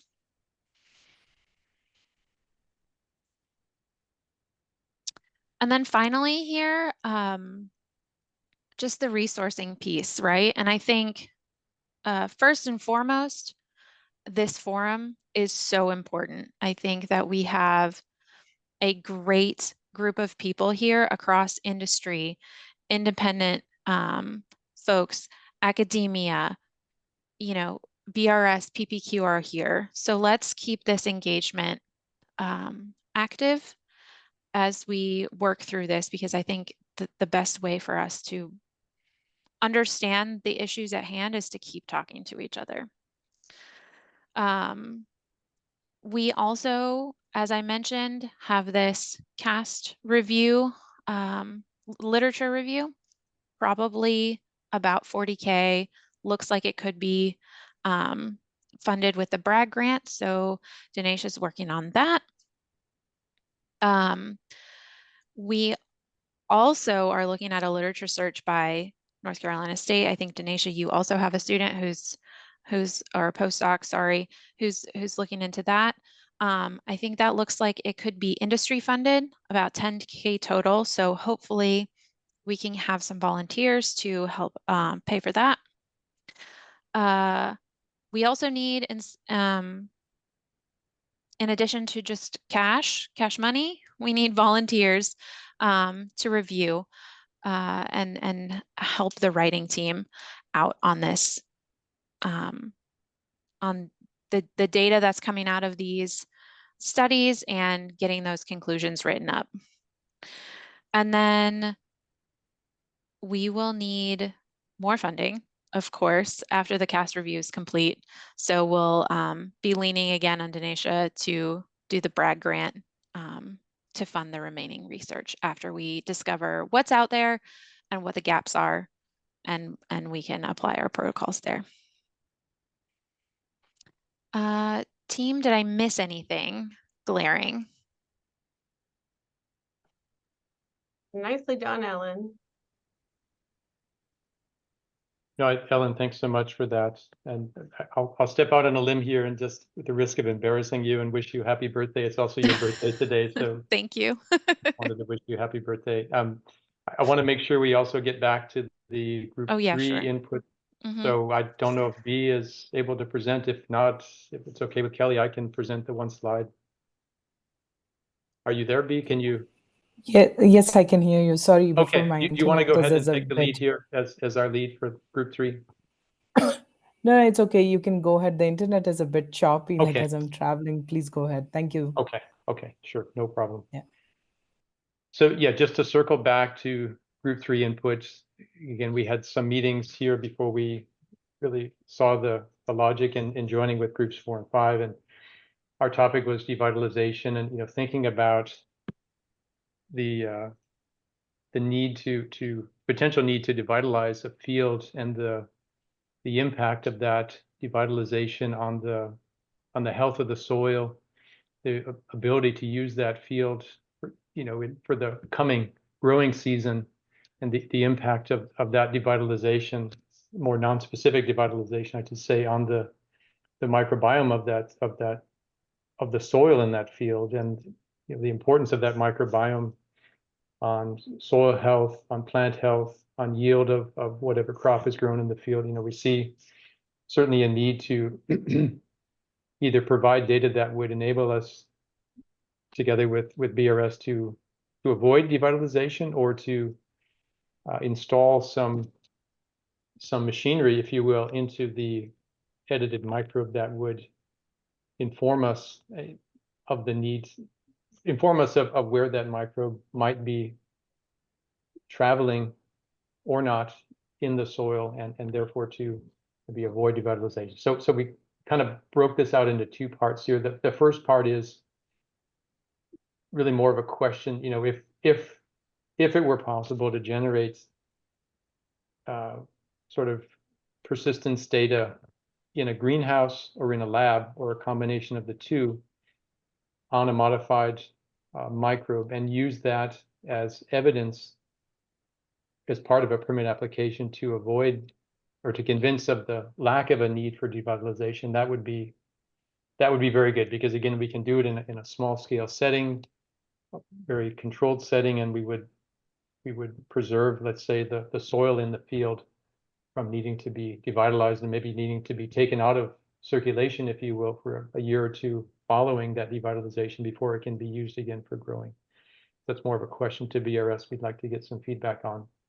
But the second piece here, the second option, if that sort of small scale greenhouse lab strategy isn't viable to BRS and they may require devitalization, what other options do we have here? And I think we also want to appreciate Rodolphe. We had a really good conversation with Rodolphe as one of our earlier meetings, just to understand a bit the technology behind what Ellen already alluded to, and that was, a couple of tools here in the toolbox. This barcoding concept, so essentially putting a small short sequence into the genome of our edited microbe that would allow us to much more specifically and much more efficiently trace and track that microbe once it's applied to the soil, again, highly specifically, and use that as a way to generate data that would inform about the spread or not of that microbe in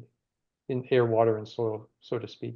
So that was one strategy that, again, we talked about that, I think, way back to workshop number 1, but still very much, I think, in scope here. And as Ellen also said, this would be a concept that wouldn't necessarily need to remain in the genome of that edited microbe once it becomes commercial. It's more of a tool to generate data that would inform of the risk around spread in the environment. The other one that Ellen mentioned, the other strategy here is a deactivation switch. So again, having some machinery built into the modified microbe that would recognize a trigger, some sort of, say, it could be a chemical trigger. There's maybe other ways to think about what triggers could be, but some sort of a trigger would be applied to the field, let's say, where the modified microbe has been applied. And that would be recognized by this machinery in the modified microbe, and that would essentially deactivate, devitalize that microbe highly specifically, and only that microbe in the soil and nothing else in the soil. So again, really deactivating only the microbe that we've added to the soil that's been modified and nothing else, preserving the health of the rest of the soil and the microbiome for the rest of the soil completely, because it's a highly specific deactivation switch. So that's another pretty interesting concept. Again, it seems technologically feasible, according to what we heard from Rodolphe, to build into a microbe. And again, probably something that would be more temporary in nature, be removed for the final commercialized product. But again, a tool to generate actual data to inform of what spread might look like in the environment if it does spread at all. So that's what I wanted to say around group 3's input. I don't know if any if B or Kellye want to add to that. If so, please go ahead. Or Rodolphe too, you were part of some of the discussions. Yeah, I would just add, I would echo everything you said. I would just add, it's not just spread, but also persistence over time. So we want to see space and time, but I think it goes with the saying. Yeah. Yes, thank you. Just to add to Randy's point, one of the things we are finding difficult is the CROs, the minute we say we need to fumigate, some of them are backing out to conduct the field trials. That has been a bit of struggle, if I have to put it in a blunt and very transparent way. So if any other ways, so if we can generate the data, that would be helpful.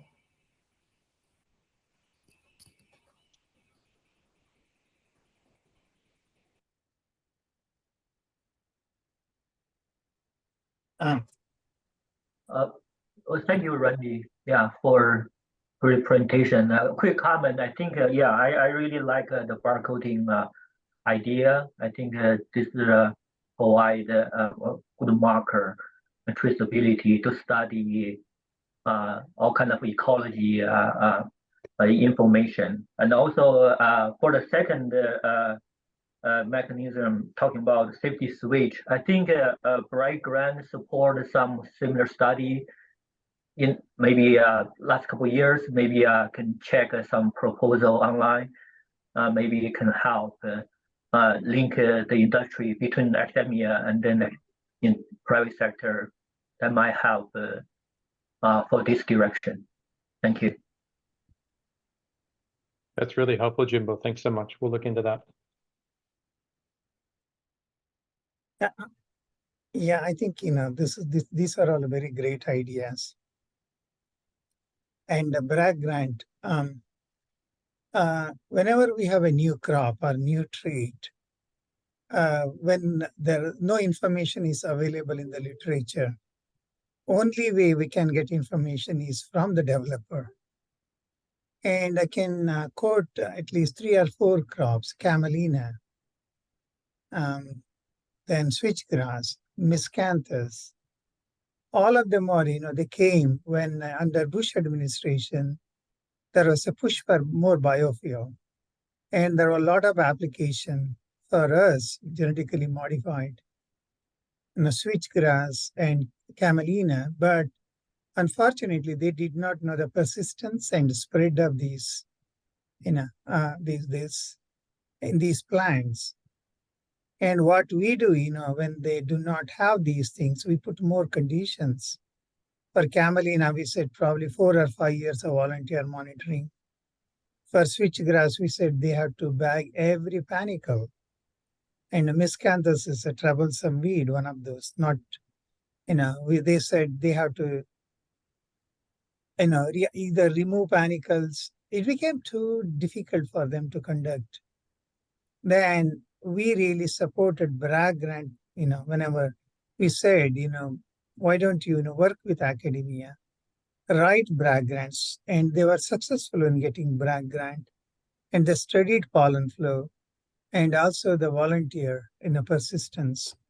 Based on the data for camelina, I think we reduced from 4 to 5 years to 2 years, significant reduction. And also we asked switchgrass people to really conduct gene flow studies, because no one was interested, outside, the developer. They conducted through Bragg grant and provided data. So that would help us to, change our requirements. So whatever you are suggesting, it would really help when we don't know. So that is the only way, because we say science-based, risk-based. So we cannot just, willy-nilly change without data. I think these are all great ideas. And especially the Bragg grant, for the last 2 years, I've been asking Bragg people to support the grants on microbial community, because we don't have much information. Regulators need information. And third one is, within our own BRS, we wrote grants. For example, APHIS Science Fellow. And we are successful, and we are going to recruit a scientist to study some of these issues internally. For example, persistence, spread. So that would help our developers. So we are also in the same boat, just like you. Generate more information, get really hold of, this information, so we can make a regulatory decision based on data.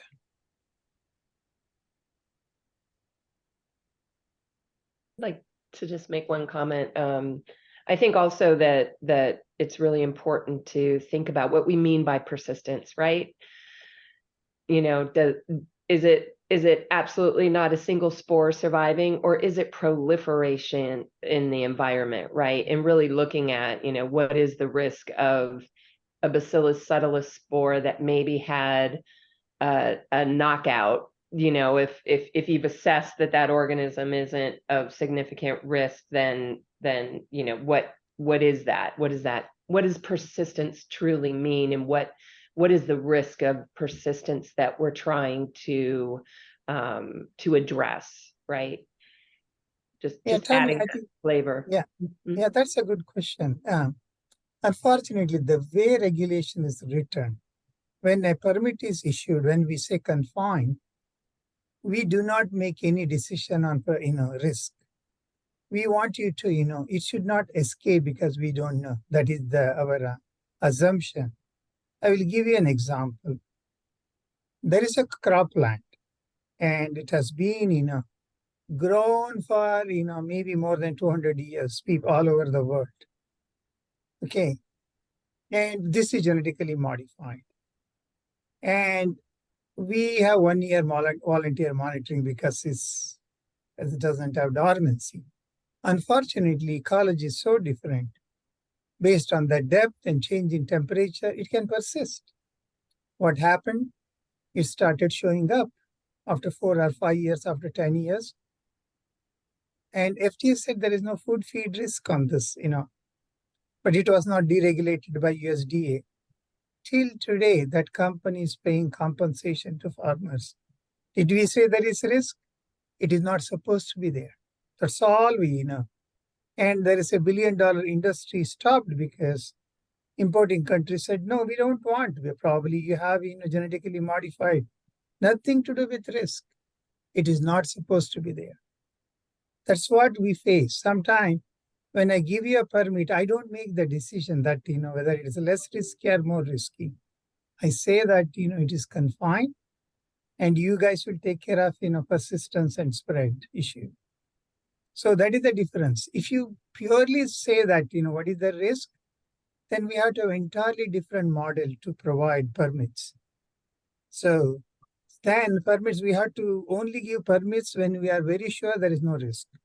I think that is definitely not practical.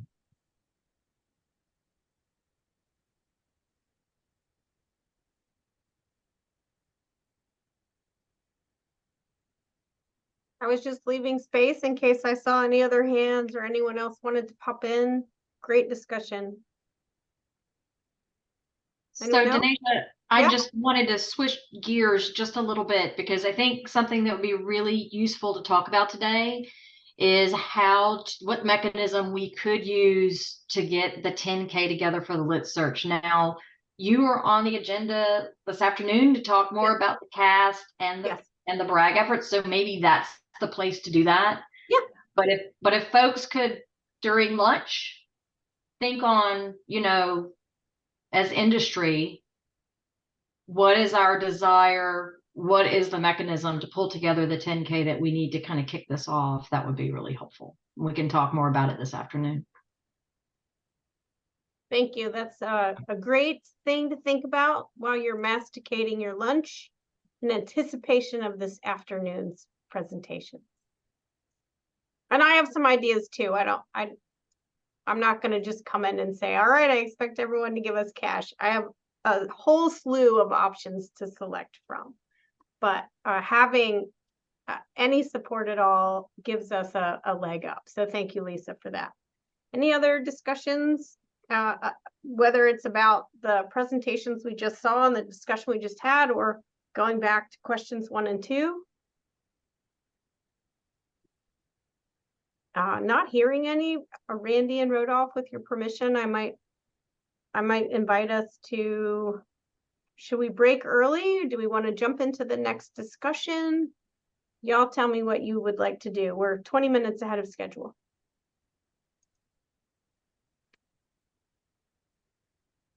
I need bigger brains than mine to jump in. Yeah, I can give my my input here. I think if we continue at all, it would just be to take your short piece, Danesha, on CAST, the Bragg grants, just some details there. I think that was a 5 or 10 minute piece, just because that ties in well to what we just talked about. And then we break maybe in 10 minutes from now until come back at 1 p.m. Eastern. Yeah, to, I was just going to suggest that. Absolutely. Okay. So I think Okay. since we just came up with this, and we have nearly the exact perfect timing, and to the point that you just made, Danesha, about having options on the table. I think we need to have options on the table, and I think a recurring theme that we've heard from a number of the discussions and points shared this morning is, data-informed decisions. And so I think being able to generate data, agree on what models should be used or not. I mean, to me, again, not that it's new per se, but I think the need to have data with models that are acceptable to all stakeholders here matters. And I think the need for independent third-party experts, unconflicted academics, to kind of help interpret some of that data, validate that data, corroborate that data, opine on that data, I think would help the collective here achieve what we're intending to achieve. So I love the idea of just before we break for lunch or meetings or calls or whatever emails people need to do here. I think ideating and discussing to some extent options available to generate that data, I think would be like a perfect closing of or wrapping up of a unit package.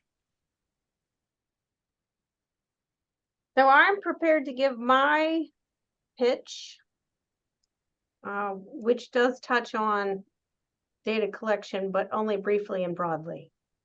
So with everyone's permission, let me just jump into my presentation, and I get to do what everyone else does because I have two screens.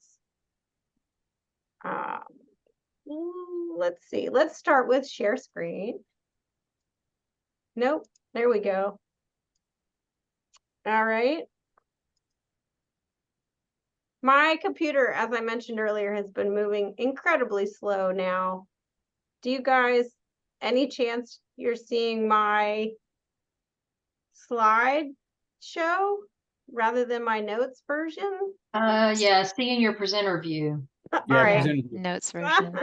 All right, let me see if I can swap. I don't know how to, I know that I can swap. Here we go. Display settings. Yep. There, you see a beautiful pink background, cherry blossom. Yes. Oh, all right. Thank you, That's Ellen. good. I'm like, I can do this. I know I can. Okay. I did not put a lot of time into this presentation, but I have put a lot of thought into it. And I was just going to speak off the cuff, but I find, as all of you who have worked with me more than 5 minutes knows, I could talk all day long. So I'm just going to use the slide deck mostly as a crutch to keep me on task, but also some of the slides have a lot of information. I don't expect you to digest all the information on the slide. It's mostly so that you can go back to my slide set later and read through it at your leisure, or click on the links, or further dig down. I'm not going to spend all the time on every slide that it looks like I might take. So I did want to, Ellen and Lisa both set this up. A lot of the work that needs to be done will need funding, will need an effort, will need a leader. And I want to talk a little bit about what I see as next steps, specifically as it relates to some of these opportunities. All right, again, a lot on this slide. It's you don't have to read it. You can just listen, or you can hit the highlights, which are those big bold pieces.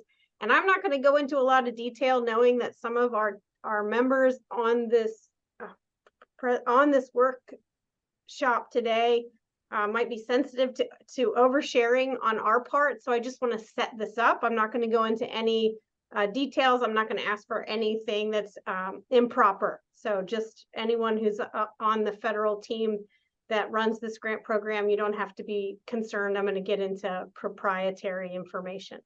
So we've mentioned this Biotechnology Risk Assessment Research Grant, BRAG grant, and it's run by a federal organization, NIFA.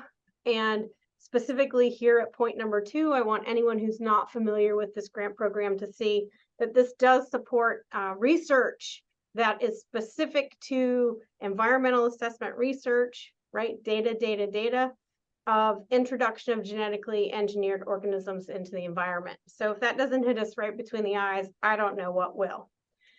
Again, just to highlight this program for those of you who aren't as familiar with it, don't read all of the text here, just see the bolded points. The purpose is, again, to make science-based decisions, which we've heard from our federal partners all day, right? What do they need? They need data. How do they get it? We have to give it to them.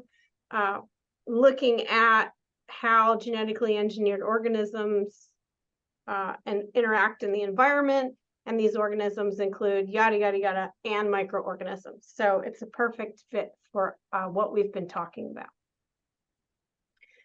Just to reiterate, supports environmental assessment research. This is last year's information, again, just to put everybody on the same page about what we're talking about in terms of research potential. There is not an RFA or request for application out yet for fiscal year 2024, but looking at last year's requests and awards, it's not uncommon for us to see similar requests or similar funding sizes. So I was using this as an example last year. Subray mentioned 6 million, so 5.5 in 2023. And each proposal was awarded at anywhere from 25,000 to 650,000 per proposal. So that's what we're kind of looking at. And then in anticipation of the request for applications coming out, it would not be a bad idea for us to put a small team together who would be willing to help me not only develop this grant, but also craft a letter of intent, which is not required by this program, but encouraged. And this date, I'm sorry, December 1st, I didn't put a date on there. That was last RFA, the last year's program. Obviously, they're not going to ask for a letter of intent on December 1st unless the RFA drops today. Even then, I'm guessing they'll push that to January, so we have some time. Switching gears, we've also talked about FAR or FR, or I don't know what else it's called, the Foundation for Food and Agricultural Research. For those of you not familiar with this program, it is a federally funded program that awards large amounts of money for audacious, big, cool research. And they have very specific challenge areas, but they're also open. And within each of these challenge areas, they have very specific requests that are time-based, you know, a traditional application period. However, and again, you can just type in FFAR and you'll find their website very quickly. So you don't need to remember these challenge areas. It's suffice to say that we could easily find a research program to fall into one of these areas. Oops, I apparently forgot to have or deleted the slide, but essentially, and I'll talk about this maybe later, is that one of the things that FR also has is an open application period, meaning we can pitch them an idea, and if we have support, and we do, obviously, from the folks here on this call, then the FR team would be willing to talk with us about potentially funding that project. Rodolphe, I know that you've worked with FAR before. Do you want to just jump in about their process at all? Yeah, a couple of things I would say. So first of all, they're funded by the Farm Bill, and you know, like now they're funded for the foreseeable future. So I think it's noteworthy and timing is right, and so that's noteworthy for sure. Number two, you know, they by design and by intent, they work with matched funding, you know, from partnership institutions. So I think in many ways we're uniquely competitive and valuable and aligned structurally. And then last and not least, I think thematically what we're doing here is also very well aligned with what they do. So, you know, I kind of like the option a lot. I do think that it might serve us well, either for us as a committee or for select individuals who are here who may have privileged relationship with some of those people, to kind of have a soft reach out to them to actually have a conversation and see, you know, what would their level of interest be, you know, like would it fall under the canonical process or not? You know, would they want to have conversations with us? Because I wouldn't rule out, given the systemic impact and systemic potential for a lot of substantial stakeholders to have interest in what we do here, to actually have a more strategic conversation with them as opposed to just sending, you know, a proposal per se. So I like the idea of engaging with them on that note. I was going to talk about that a little later, but thank you for anyway, underscoring that point. You asked my thoughts here on the spot, but you know, I think that could again contextualizes and maybe add some granularity to what you just mentioned. Thank you, Rodolphe. Absolutely. And Kellye, I see you have a question. Hit me. Oh, you're It's muted. not- Yep, there you go. It's not really a question, it's a comment because Fine. I've worked with FAR. FAR actually asked the Phytobiomes Alliance to put together a proposal. This was about 6 years ago, 5 years ago, I guess. And we went through the whole process of raising 10 million in matching funds for an international project. And then they asked us to revise. We submitted it. Then they asked us to revise it in certain ways. And one part was, in fact, on data. We had a lot of stuff on building the database that would support biologicals. And they sent it to the board of directors, and the board of directors rejected it. So you can go through a hell of a lot of work and not get a dime out of them, even if their program officers actually want you to do it. But however, I say that I think there are ways to work with them. The Phytobiomes Alliance had a listening or a working group session, and Dusty was there. I had COVID, so I didn't get to participate, but we had one about a year ago, right after our Phytobiomes conference in Denver, and really tried to identify a number of areas to put together a new proposal. And then everything kind of got stalled because of the new CEO who came in, and now the new CSO, who is an affiliate of Eversole Associates, actually, has now come in. And so we have had some conversations, and I know they're very interested in doing something generally in this space. It's just a question of trying to keep, if you're looking at a short-term data, then you might have a chance to go in and submit something. And by that, I mean, you're looking at under $1 million, $500,000, then you won't end up being bumped to the board, which can just upturn everything you've just tried to do. So, I would encourage, communicating the relevant person just for, and I'm forgetting Lakeisha's last name. I've worked with them before too, so I've got them all in my Odom. It's Lakeisha Odom. Thank you, Dusty. Sure. Lakeisha Odom would be the relevant person here with regards to the biological aspects of microbes. Thank you. And new CSO, Rodolphe just asked, is Angela Records. She started this summer, and we're co-writing an article right now on bioprotection. So she's a plant pathologist by training, with a great background, and has been at USAID. So that's how she knows the new CEO as well. So just some background on that. I think that could help in pushing this forward. Thank you, Kellye. I'm sure I will reach back out to you for your wisdom. I've also written an FR proposal that went all the way through the system, had all the matching funds, and then ultimately was denied as well. So I am still stinging from that defeat because it is so much work.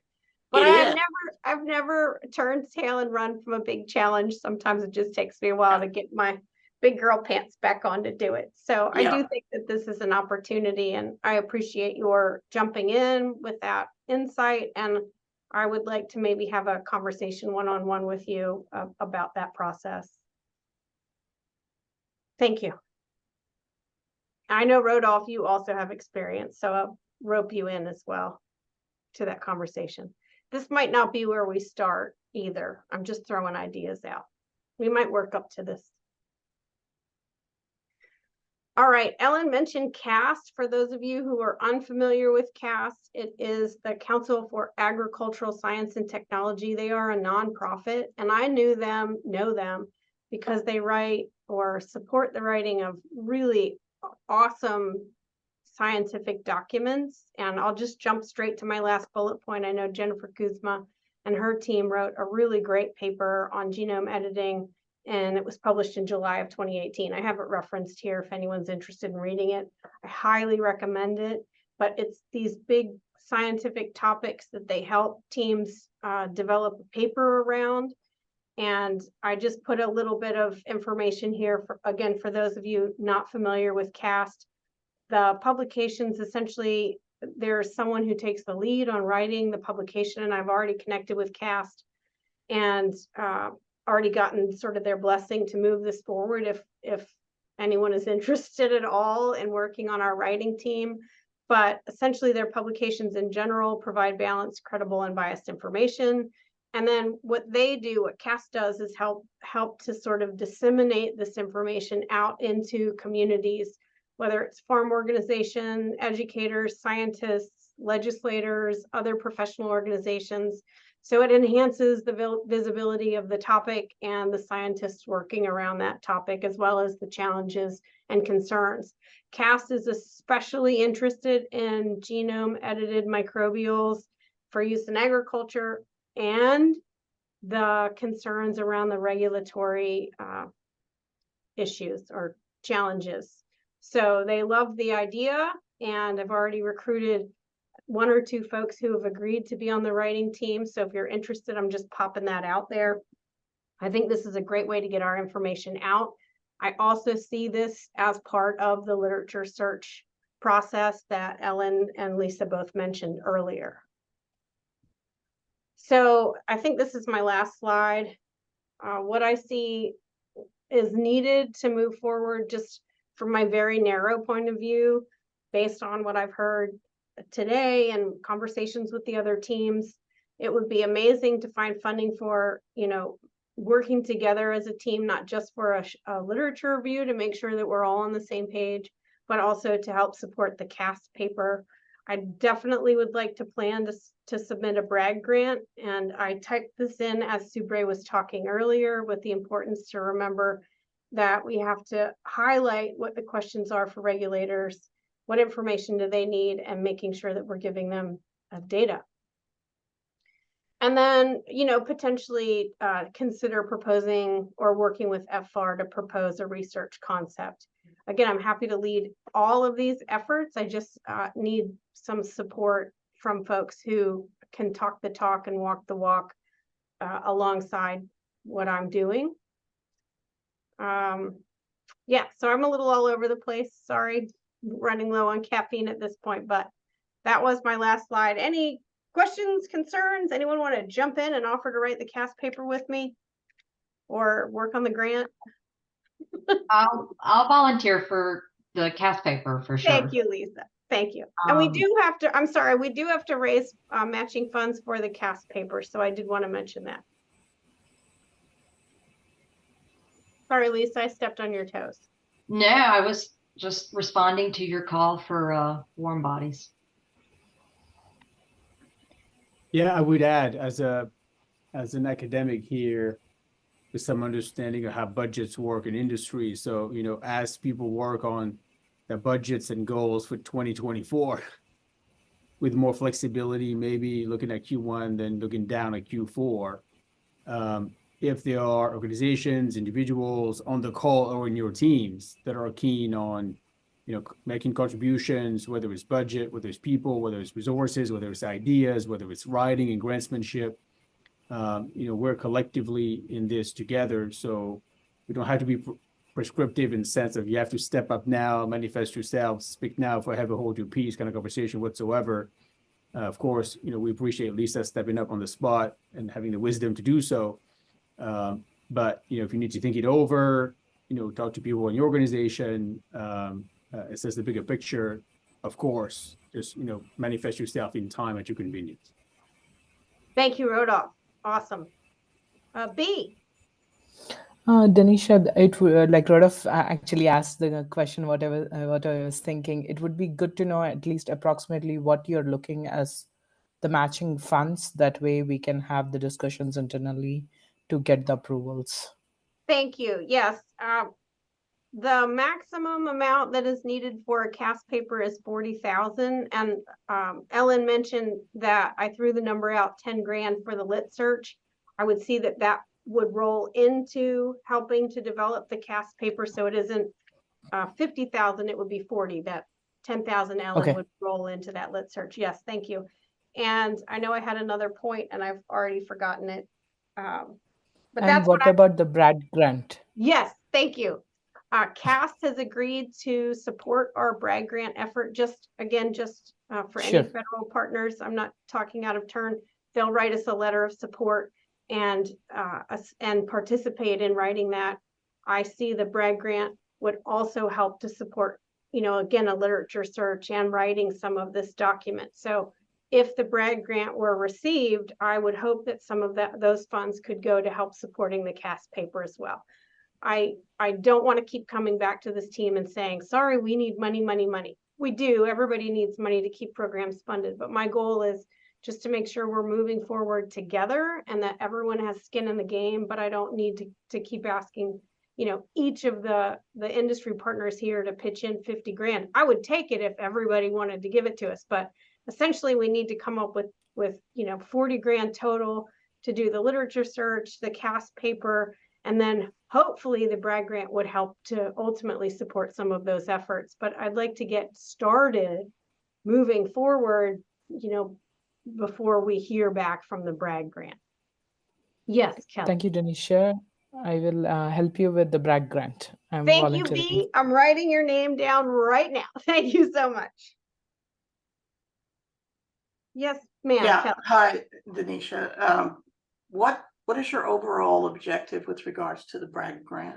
I'm just curious because not the Bragg grant, the CAST paper, because most of those are indeed policy oriented. So you are trying to have some kind of a policy impact. And the reason I ask this is just from a standpoint of, is it a good investment for industry at this point, or is it better just to get a very high quality review paper published in a top-notch journal? Just a question. Fair question. I don't want to state what my goal is. I've only mentioned the high level topic, and I was hoping to get some ideas from this team. In fact, Rodolphe doesn't know this, but that's what I wanted to talk with him about. We have a meeting in December. So I was going to solicit specific ideas from folks, but essentially I pitched the idea, genome-edited microbes for use in agriculture and heavy on the regulatory challenges. And that's it. And CAST was like, done, we love the idea. So I am open, Kellye, to ideas. We can have the conversation later today, or we can have the conversation, individually if anyone has thoughts or ideas. I am committed to working on this paper, and I think that it would be really good for us to agree on what our purpose is together, and then I'll pitch that to CAST. But in general, they love, that high level idea that I gave them, which was all I told them. They're really open to the idea of talking about it. The issue of a review paper, maybe you guys think that a CAST paper is not, it does cost a lot of money, a lot more than a review paper, but the benefits of getting the information out there, they develop these really cool infographics, and there's a lot more that comes with a CAST paper than just publishing a paper. It's Sure. Right? And they do Hill, they go to Capitol Hill. Yeah. And so that's the reason I was asking what the goal was. If the goal is to get things on Capitol Hill, that's a great way to do it. Yes, to get our concerns, our point of view, policy suggestions, again, based and grounded in science, out there. That's it. I buried the lead on that one. Sorry about that. And we've already talked about doing, the rollout of the paper, which is putting the cart before the horse. But they asked me in my first meeting, oh, where do you see the rollout? And I see the rollout in Washington, D.C. Subray, please help me dig myself out of this hole. Yes, sir. Oh, no. I think in the first meeting, I was suggesting having a study done by NRC, National Research Council, National Academy of Sciences. I think Rodolphe, maybe he knows. We did a couple of them. For example, when forest biotechnology came, the question is how to address environmental concerns So we had a really a good meeting, NRC. They proposed and it came out as a book or something. So that helped some of the tree species, which we are, deregulating, right? Similarly, I think this is prime for an NRC study on microbes because there are so much interest. And I think it's such a highly regarded the institution. Anything which is coming out of, National Academy would be so great. Rodolphe is better, well-versed with their activities, yeah. Thank you, Subray. Yeah, Rodolphe, jump on in. I mean, absolutely. I would 100% agree. That would be an ideal scenario to have NASM involved. And that's why we're there. When we kick that off for sure. The authoritative nature of the organization, the unbiased nature of the organization, the trustworthy nature of the organization, the quality of the work that they do. I mean, across the board, right? This is why, in some ways, I'm very. Obviously, I'll be there tomorrow and Thursday for the food forum. And a number of meetings, so absolutely agree 100% across the board. The challenges that we have there, however, is that practically this needs to be sponsored by a third party and asking, for the national academies to convene that. And typically, federal agencies are the ones who sponsor work by the National Academy. So it's almost like we would have to have USDA and FDA and or EPA kind of, together decide and agree that they want to ask NASM to do it. Like we can't quite do that. It's not just, I mean, I don't want to say it's impossible for us to do per se. So don't put me on the record saying that just for good standing here. I'll ask tomorrow. But I think typically federal agencies do sponsor work done by NASM for those very reasons. So I don't want to put the work back on the overloaded shoulders of our federal agencies here because you guys are doing such a fantastic job. You already have plenty on your plate and your docket, dare I say. But if there's a way to have the conversation as part of the coordinated framework and to have USDA arguably at the lead and or FDA at a time where CRISPR and genome-edited technologies are very important, and their perception of the need to focus a little bit more on F than they do D, is very material. And of course, EPA is always helpful, but maybe not as vocalized in that particular sphere. I'd love to pursue that conversation and gauge interest from people in charge who have the political means and the financial resources to put proposals like this together to NASM. I love the idea. I'd love to pursue this. I'd love to help people do that. But as far as I understand it, it would have to be prompted by, initiated by probably the USDA. Thank you. Kellye and then Subray. Yeah, so I've had a little bit of experience in this, particularly on the genomics aspects and as well as on the plant biotech. And I think when we look at it, one of the best ways to do it is to try to get some end of year funding.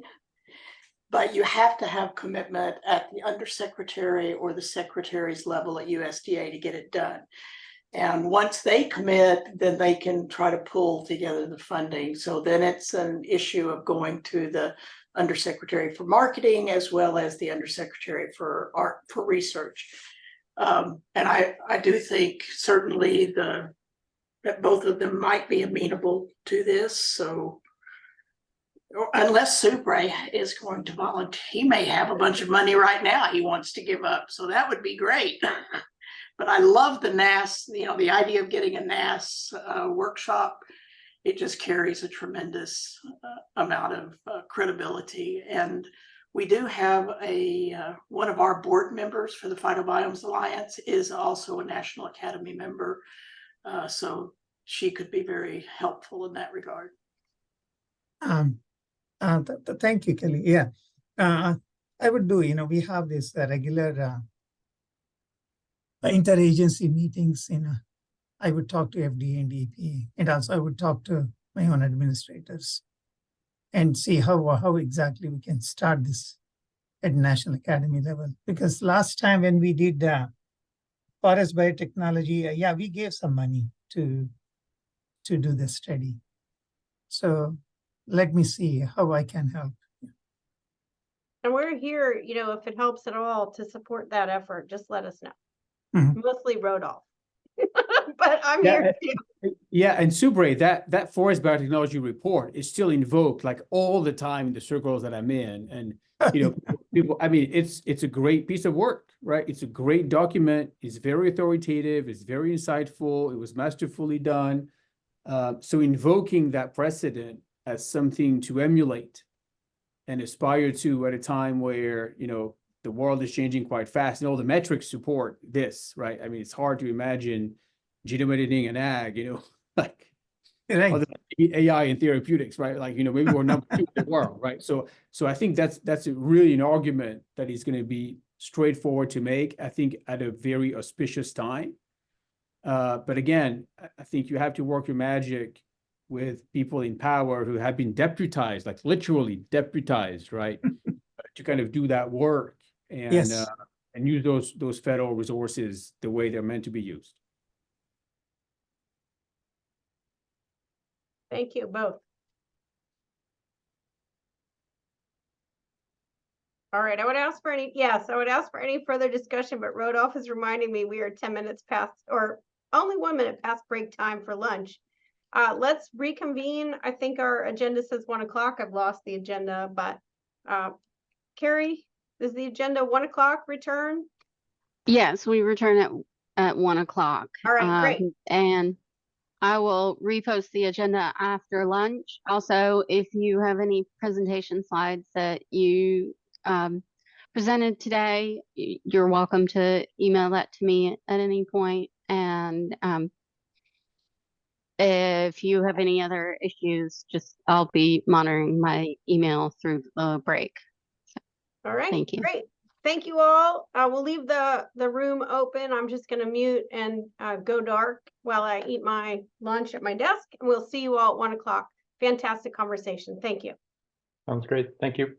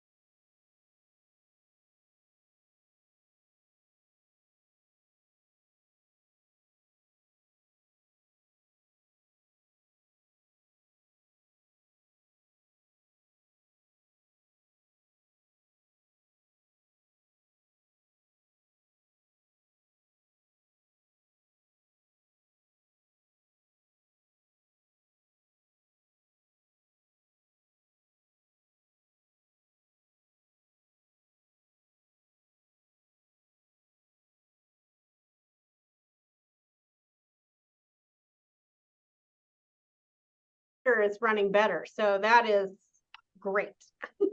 That's right. Progress anyway. That's exactly right. I'm going to restart the recording. Thank you. Oh, will you do that, Carrie, when time starts? That way I don't forget. Myself to let you all know, you will be recorded for the remainder of the session. And I will send out information summarizing everything at some point this week. Great. All right. Thanks to those of you who are back on time. Should we give folks a few more minutes? Yeah.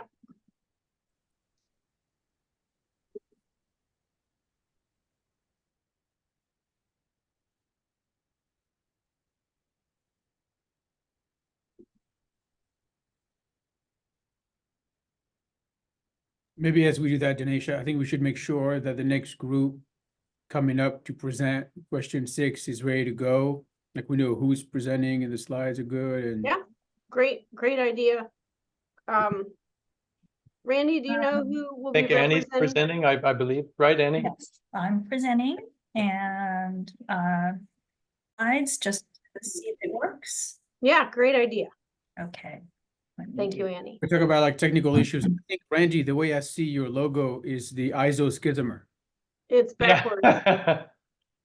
To me, it looks like it's correct orientation. It's the reverse complement right now, so I can. Oh, it is. Okay. Okay. I need to fix that. All right. What do you guys see now? This. So we see it's not quite full screen.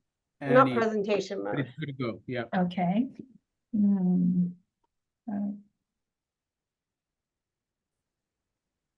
I have lost my cursor.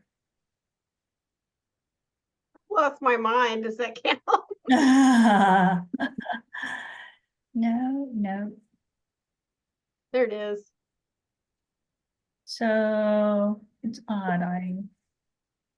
So I always go down to the far right, actually right next to the slide, the Zoom, and there's like a little screen picture.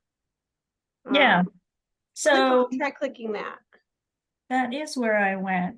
Oh, my apologies. Normally that works, but apparently. Yeah, but it went to display anyway. And yeah. I am not sure why. All right. I can see, Annie, you have just above the top left corner of your slide, you have a slideshow button. I think you have to click the resume slideshow if you see it. On the top left corner of your actual slide. Okay. Right there, yeah. Right there. I think, yeah. And now you can actually probably do it if you go to the slideshow button.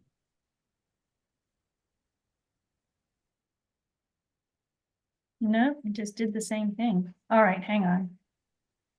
I think it's a good thing we decided to do this. All right, hang on here. Let me see what my Rodolphe is a wise man. You make sure you're sharing if you have two screens, make sure that you click on the right screen to share. Well, I think, all right. Here is, we'll try it again. And we'll go back down here. All right, how's that? Good. Okay, good. Yeah. When you restart your computer, apparently it does the extend screen. Usually I just duplicate to keep it simple, but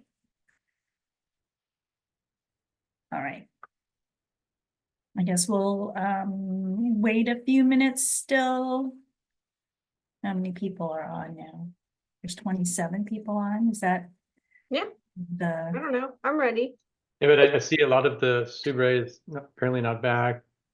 Bob Benesteel is not here. Ken Hames is not here.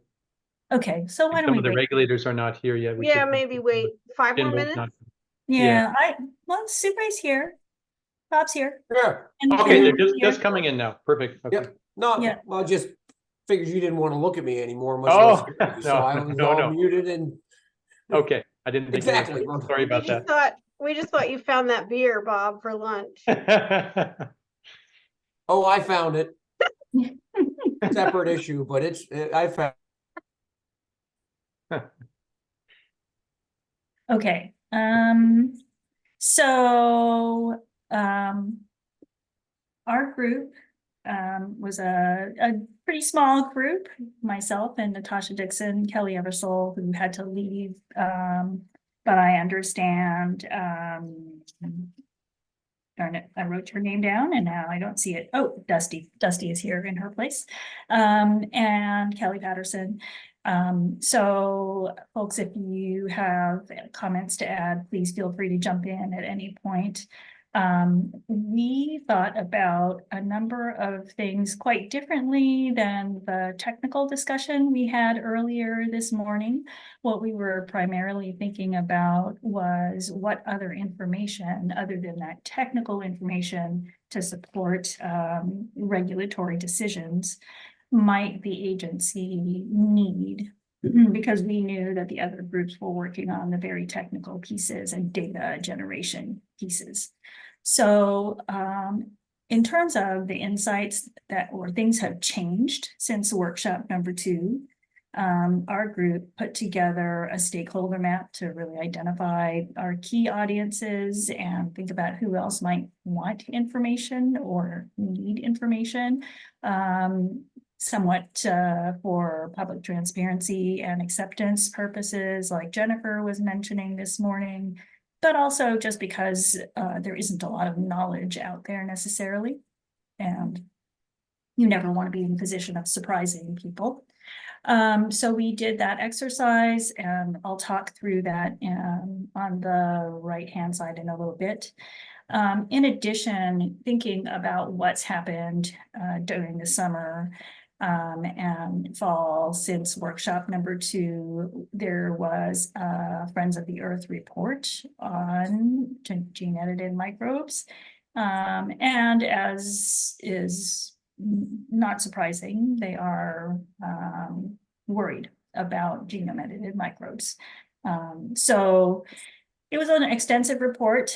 I don't think it got a huge amount of traction, so it's not like people are up in arms. And yet it's out there, right, for anyone to reference. I would say that it is quite alarmist and conflates a lot of information. So that is of concern. It's going to make people worried when there is no need. Then, of course, we note that there have been changes at BRS. We have a new plants and microbes branch and a new branch chief since Martha has left BRS. So new people being hired, and so that people change makes a difference as well in the terms of things we need to communicate. And just to make sure, I wasn't sure if Kellye was going to be able to talk about these things. She shared some of the related efforts at the Phytobiomes Alliance, where there is an ongoing work on a grant proposal for a workshop on how to get a microbe through the regulatory process to commercialization. And that's inclusive of all microbes, right? Genetically engineered or not. And just thinking about the lessons learned on, what we do, the collective experiences, and how to put that best practice into place.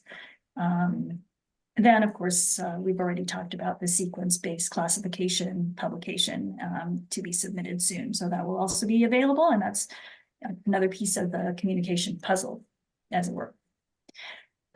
In thinking about the primary stakeholders, of course, one of our most important stakeholders are the regulatory agencies, with BRS and PPQ being the primary ones, and then EPA or FDA, depending on the characteristics of the organism and its intended use.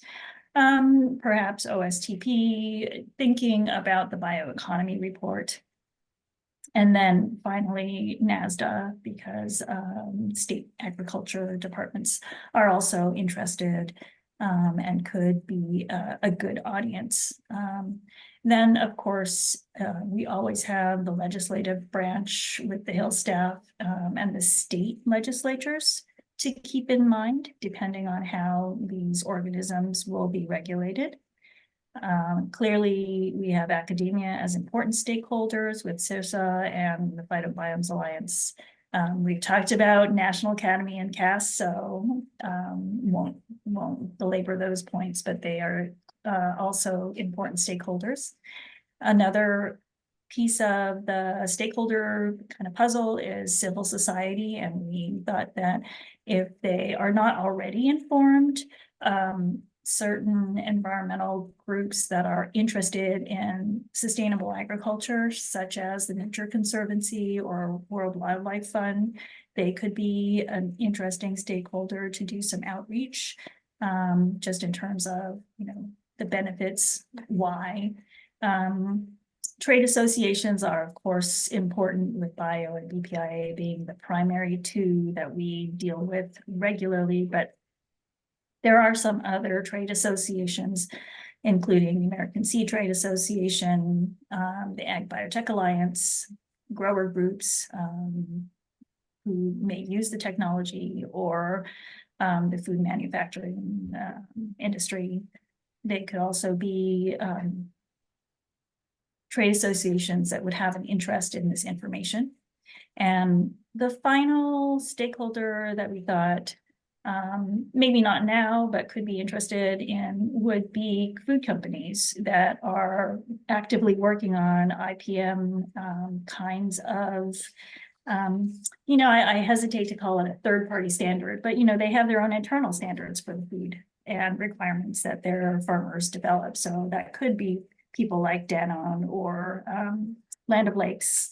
Those kinds of companies may also be interested in learning about genome-edited microbes, if they have an interest in biologicals as an IPM solution, as part of a solution for their sustainability efforts. Okay, so let me see here. Is that gonna work? Nope. All right, we did not have any changes to our fundamental questions. So that's a easy one there. And let's just get straight to our recommended path forward.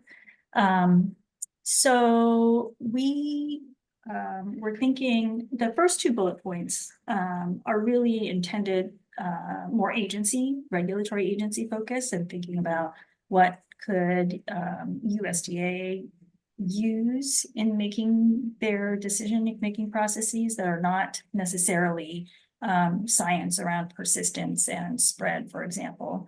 But it could be helpful for the agency to understand the microbial development process and have an overview of all of the pieces that are critical to the process, everything from the discovery and what companies do to isolate, or perhaps, the formulation piece is also something that USDA really doesn't need for their permit review or for their reviews, but it is important in terms of how we deliver the products.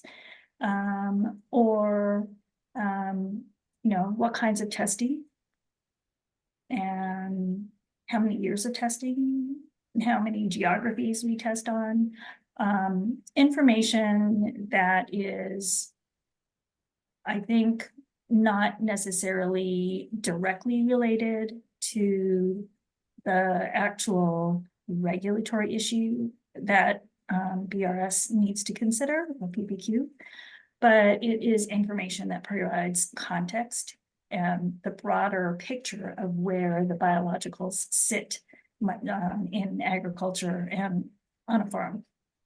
So that was one piece of discussion and communication that we thought would be helpful.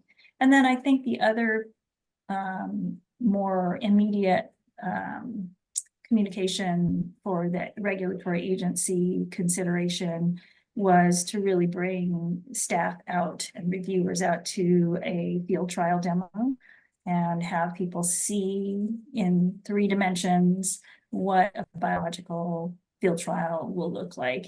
And for example, when we talk about the fact that the damage that tilling has on the soil or fumigation has on the soil, maybe what we do is we show a field that's been fumigated, a section of the field that's been fumigated and how it looks compared to one that's not, and the difference between those. I think that in our experience, having someone there standing and able to ask questions to translate what they see on paper in an application to what goes on in the field has been very helpful. So those would be our suggestions there. Then for the other 2 bullet points, those are more for broader stakeholder groups and are intended to be more the why. Why would we develop a genome-edited microbe? What is it good for? What are the benefits? What are people worried about, and how would we address those worries and concerns? So that is a broader form of education, perhaps through grower groups, to NGOs, to interested food companies, to Hill audiences. Someone in our group mentioned that there are lunch and learn opportunities for Hill staff. I'm always surprised that DC is run on, I think it's also caffeine fumes. They're like 20-year-olds running around all of DC who may not know a lot, but are responsible for rather large, important portfolios, including microbes. And if you're a poli-sci major and all of a sudden you've been given the job to understand genome-edited microbes, where would you start? I mean, so you need some kind of information and education and outreach to explain biologicals to a group of people who may well be making decisions about that in the future.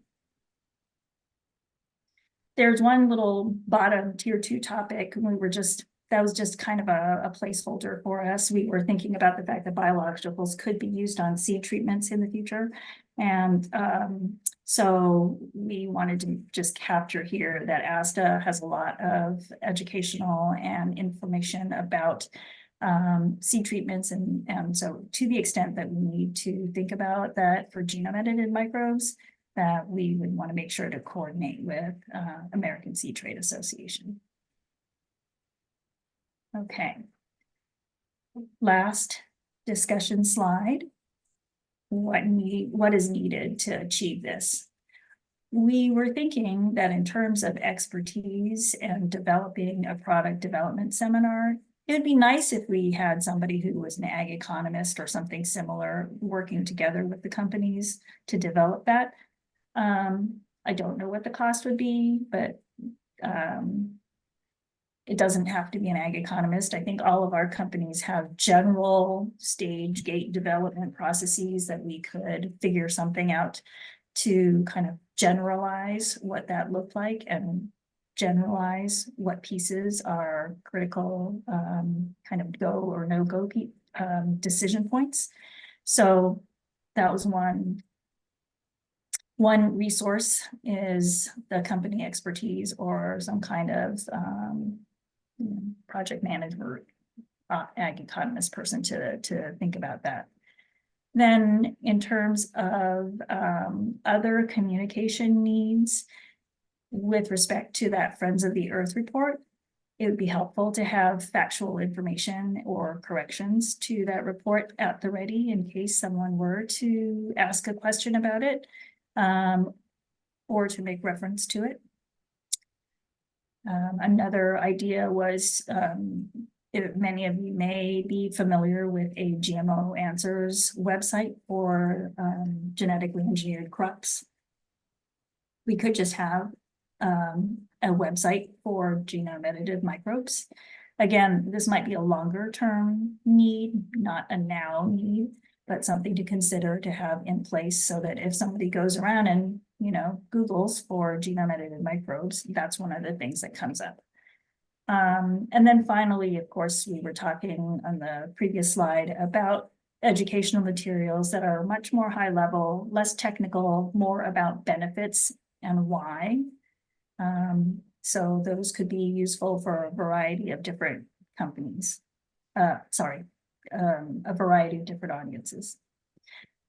In terms of what we need from people and company resources, I think companies are really the best resource for a field demonstration. If we could get a cooperator or, a university cooperator, that would be great. And it would be helpful if it were within driving distance of DC, maybe in conjunction with a spring meeting of some sort. And I think that a lot of this, once the materials are actually developed, then it is the people in the companies, the people in this group who would have to do the outreach to our stakeholders and audiences through your networks. And I think that could be very effective, not only to kind of familiarize our audiences with this kind of new product, but also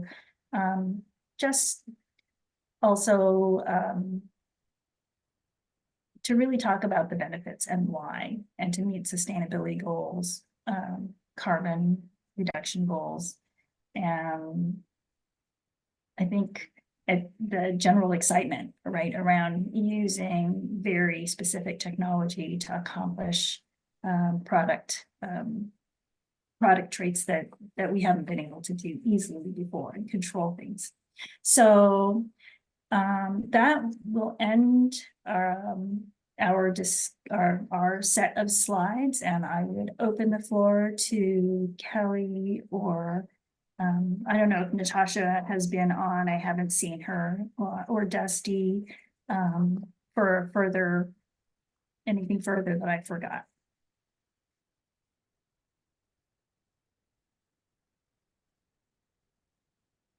Or questions. Thank you, Annie.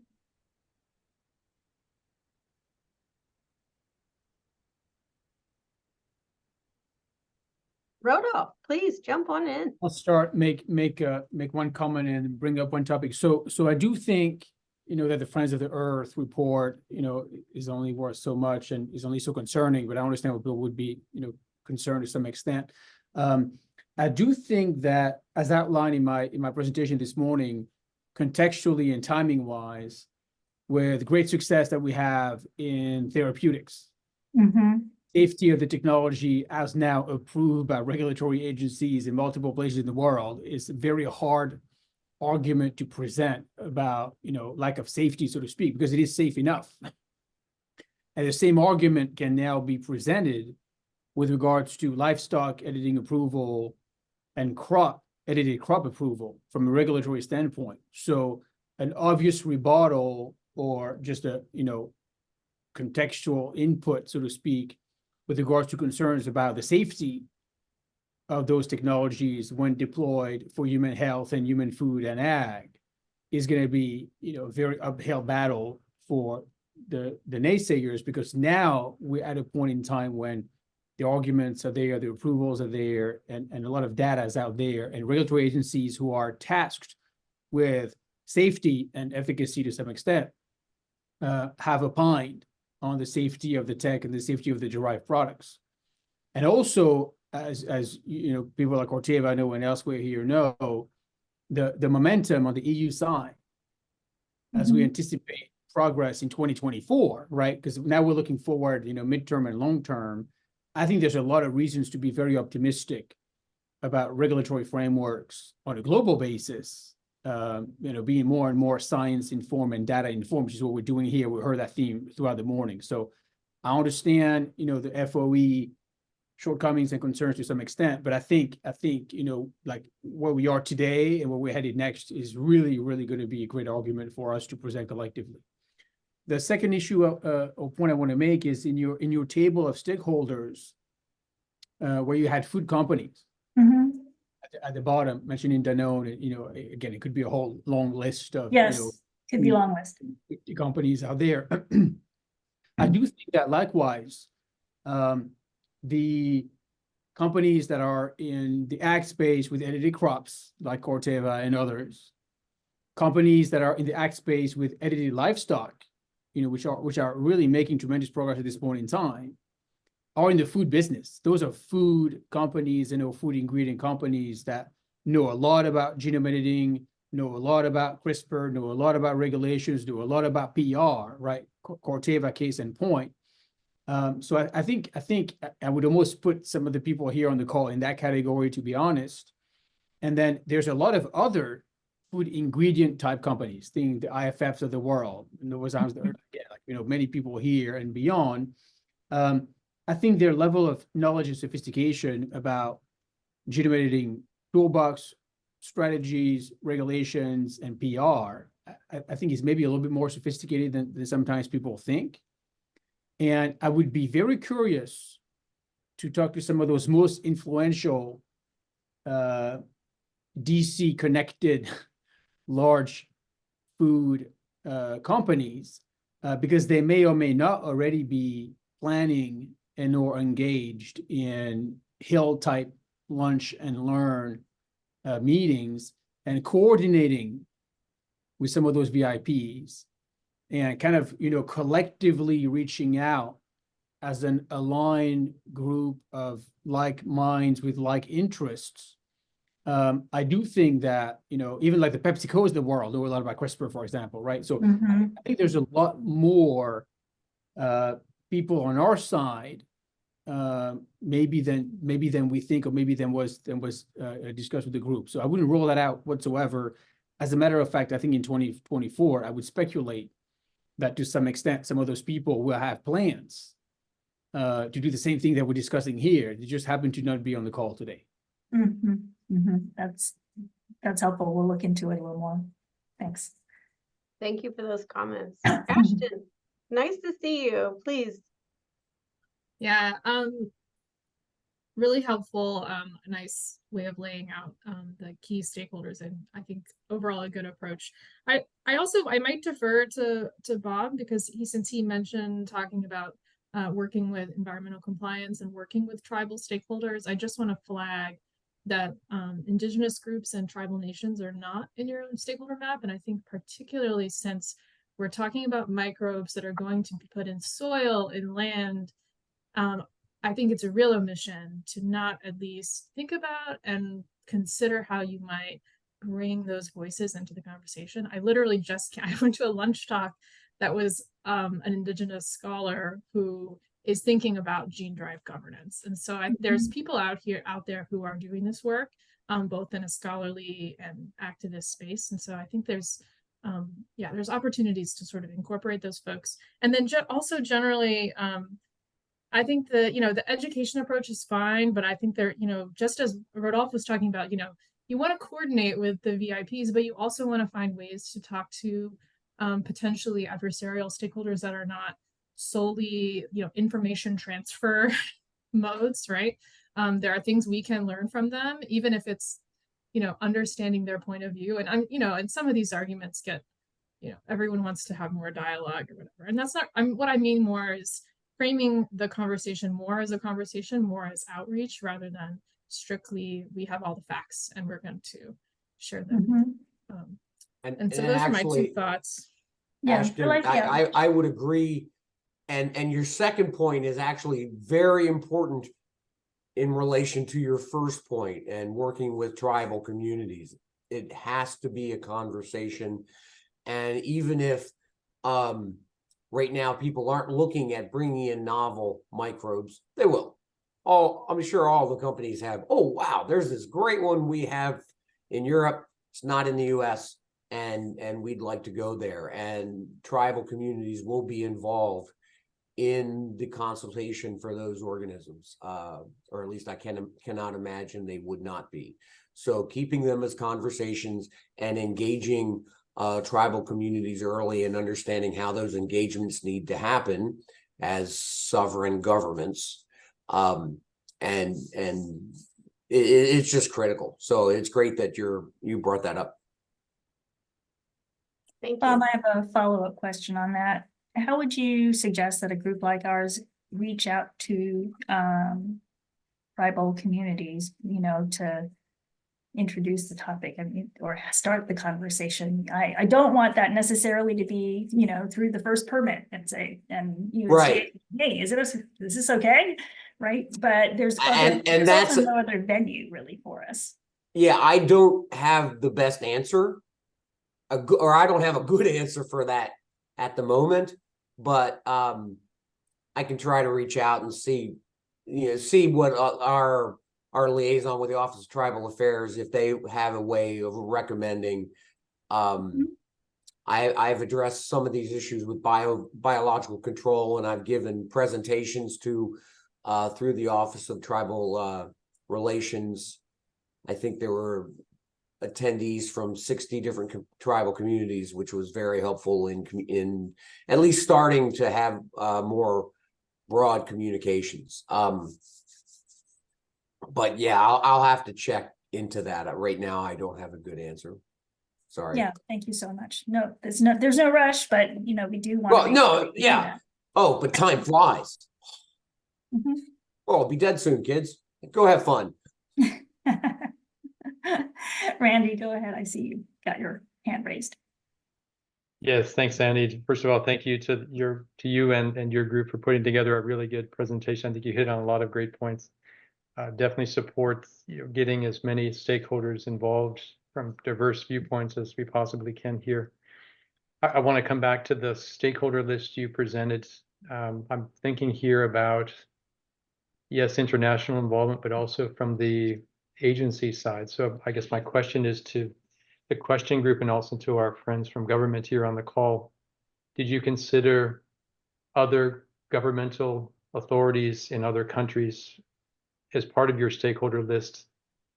And if so, kind of how did that discussion go? And then my sort of question here to our friends from government is really, have you had those discussions? I'm just thinking, for example, with regulators from CTN Bio in Brazil, either directly from BRS or through USDA AMS, for example. And if so, how did those discussions go? Have they been helpful? Do you see that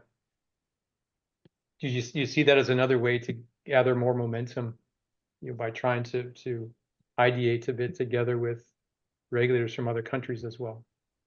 Thanks. Well, maybe I'll start off and I'll let the USDA finish. So our group really talked only about US.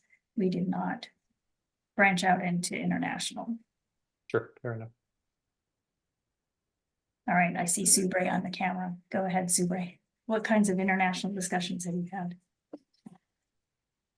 Yeah, I think we have a lot of requests from international regulators.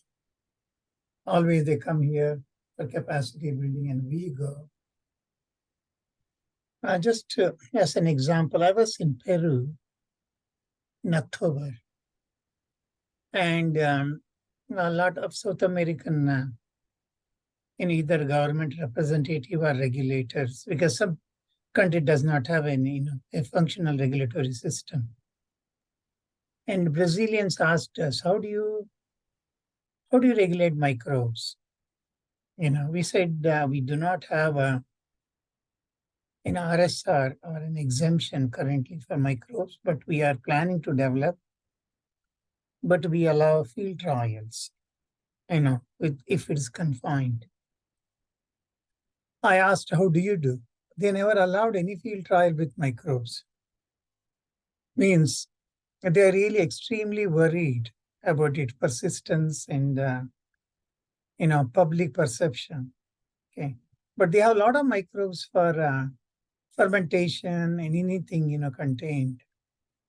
So what I mean to say is, we tried our level best how we do it, and especially when people come regularly, Japan, Korea, then South America, Philippines, all of them, when they come, we tell how exactly we regulate. And we also give an emphasis on microbes, letting them know that this is a new development and people are really want to use it in agriculture.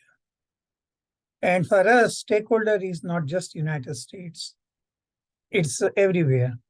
We have even had requests from South America, we have from Europe, and we are evaluating their products also. It has been, in fact, if you think of, we really is unable to fulfill everybody's request. Like, I was on a panel discussing with African and Asian countries in USDA building, along with EPA and FDA. You'll be surprised, many countries really do not know the rationale for why things are regulated, why things are exempted. So that itself shows that if they are at that level, I'm not talking about a good or bad. If they are in a kindergarten level, imagine how much effort it would take to convince them to do certain things purely based on science-based. Because most of the people in many countries, it is still the public concern rather than how they are convincing their own people what is good for their country. So sometimes it's very hard. And I make a point.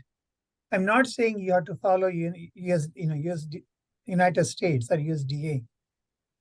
You have to, this is what we do. This is our protection goal. And you have to think about what is your protection goal, how you want to develop a regulation. We could help, but we are not saying that, we will say you have to do exactly what we do. Sure. Because they should not think that, we are, this big brother telling everybody how to do their job. Yeah. Subray, are you involved in any NAPO groups, North American Plant Protection Organization? I was not, but sometimes we have a meeting. For example, in Peru, I think NAPO was there, and we were also there.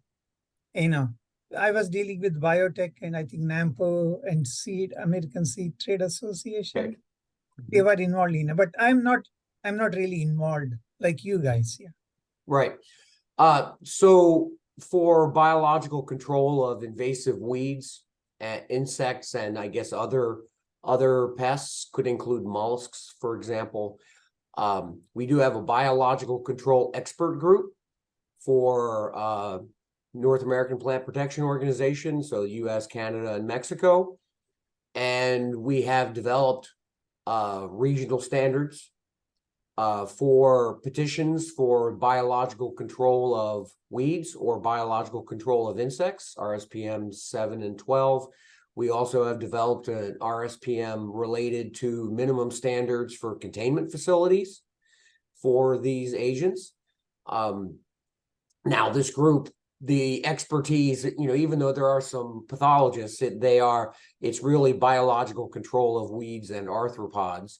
But I suspect that it would not be hard to get an expert group set up that could, in some way coordinate at least the North American response, and also certainly communicate with EPO and some of the other regional plant protection bodies. I'm not going to say exactly harmonize, but at least understand and see what we can garner from other regional bodies that would be helpful to us, and at least provide some level of consistency where possible. Anyway, there you go, kids. I think that's very helpful. Thanks so much. I mean, I think we probably all acknowledge here, this is a very complex problem we're trying to address here, with lots of moving parts, lots of elements to it. So it seems likely that no one group of people, no one set of, one agency maybe has all the answers. It may take a collective group of people to sort of put their heads together to come up with the optimal way of regulating such products. So it's really good to hear that a lot of that interaction is already happening. So thanks for sharing. And actually, I guess my question would be, for in Canada, I mean, are the, currently the regulatory pathways for microbes somewhat similar to the US or vastly different?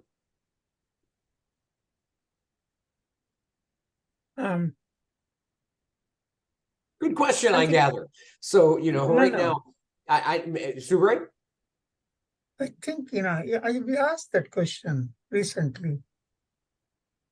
I don't remember exactly the answer, whether they do not have a lot of applications, just like what we have here on microbes.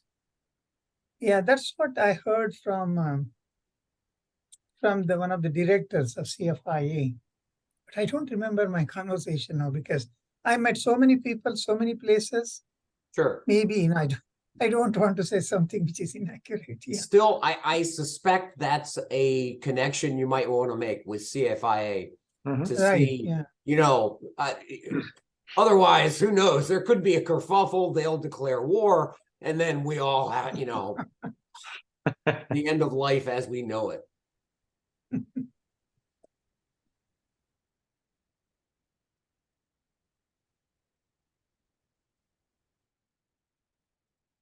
Anyone else? Just leaving space here.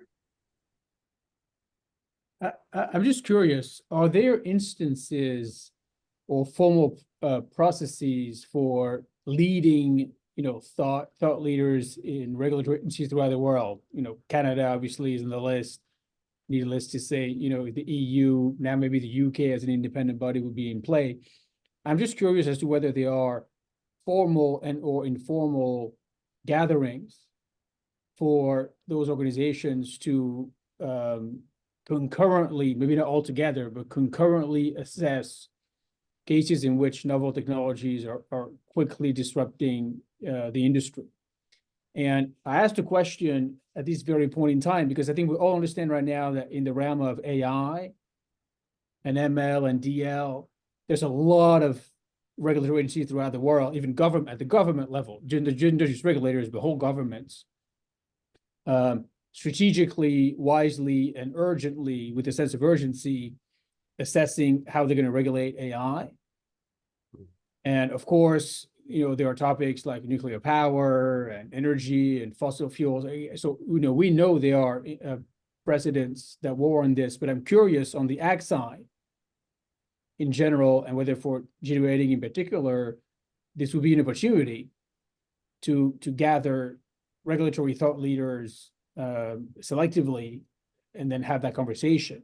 And to some extent, this suggestion arguably would apply to all the stakeholders that we just went through, including those that are on the list and those that should be on the list, like tribal nations and others. And Canada in that space is I think ahead of the curve, by the way. Could be, yeah. And so I think again I want to say challenge the group, but bring that up as an opportunity, maybe a challenge, maybe a gap, but it may be more so an opportunity to formally and or informally seize that as an option to bring people together and formally discuss this on a global basis. One of the issues we have as regulatory agencies is we're always playing catch up. And unfortunately, the people that write the regs or the acts of Congress are not necessarily forward thinking in putting flexibility into the language. So we're constantly fighting. How do we fit this in? There's something, something new and needs to be vetted. But how do we fit that into current regulations and into current processes? And that's, so we're always playing catch up. And I am sure there are bodies looking at all of those potentially disruptive technologies. Unfortunately, the regulators aren't always the first people invited to those. So, and also then there's the whole thing about being able to go. Yeah, there's no funding. So, Robert, let me make a point here, I think, for you and for everybody else here, because this is unfortunate to some extent, but also by design. And a few years ago, I was actually in France on national radio, and I had like a moment of clarity where I came up with the idea of the highway of science, the visual of the highway of science. So bear with me for a minute. The way science works by design, if there's people off-roading where there's no highway, there's no road, there's no path. They're blazing new trails. They're riding dirt bikes in the wild, right? And they are dirt bikes. They have oftentimes no helmet. They have no safety belt. They just operate under discovery. Like me. Maybe it was at a point in time. Have a beer while you're at it. Let's go off. Class 5 kayaking without exactly. So they are exploring and blazing new trails. Right. Guiding by different rules, like by nature of the work that they do with. And eventually they blaze a trail and people follow them. Other scientists follow them, new pioneers follow them, and then there's a path. And then eventually there's a dirt road. And eventually people are like, we should have a road there. And down the line, we'll have an asphalt laid highway. And on the asphalt, there will be a painting crew that comes in and, predicts lines where they are. And there'll be a speed sign and a speed limit that's posted. And eventually what I call guardrails. And we all understand that process. It takes time. There's different crews that come in at different points in time. And eventually there's a highway of science that we can all engage with. The public drives. And there should not be people riding their dirt bikes without helmets on the highway. And everybody should be abiding by the speed limit. They should be wearing their belts, their safety, and whatnot, right. And play by the rules that are there. And regulatory agencies are going to have the guardrails. Now, whether people follow them or not, I'm going to have the conversation. The point I'm trying to make is, by nature of disruptive technologies and the scientific enterprise, we need to understand and recognize and accept the fact that there has to be a delay and a gap between the people blazing the trail at the forefront on their dirt bikes and the crew that's going to set the guardrail. What our job is collectively is to kind of shorten that timeline. Mm-hmm. And be responsive and responsible and transparent and safe about the process. But the presumption that there's going to be no gap and no delay, I think, is a fallacy. Oh, sure. The presumption that people should wear helmets and goggles and drive safely at the speed limit where they're blazing new trails, I think, is a fallacy as well. And then we all have collectively to understand that part of our role here, as the pace of change, disruptive innovation technologies come up faster and more unpredictably and more disruptively, is that we have to kind of update our game, so to speak, and be more responsive and kind of, like limit that delay educationally, practically, policy-wise, regulations-wise. So, but I think like we have to understand that there will be that delay no matter what. But we just have to proactively manage that and be comfortable with that. And I think we can use AI as an example of that. We can use genome editing as an example of that. I'm sure we could come up with other great examples here. Synthetic biology is going to have its moment in time. But I think we have to kind of frame it that way and say, how can we shorten that gap? And how can we put together gatherings, informal or not, processes, informal or not, educational systems, formal or not, and combinations thereof. So altogether, we can shorten that and have new policies, new regulations, new rules, new laws enacted that shorten that delay, that inertia, and that gap in time. Well said. Yep. In fact, yeah, that's a good point. After revised regulation, we have increased, demand for surveys from the domestic and also international. And earlier, we used to get this huge dossier prepared for the company. We would review it. Now we have to prepare some of the documents, which would take more time on each and every.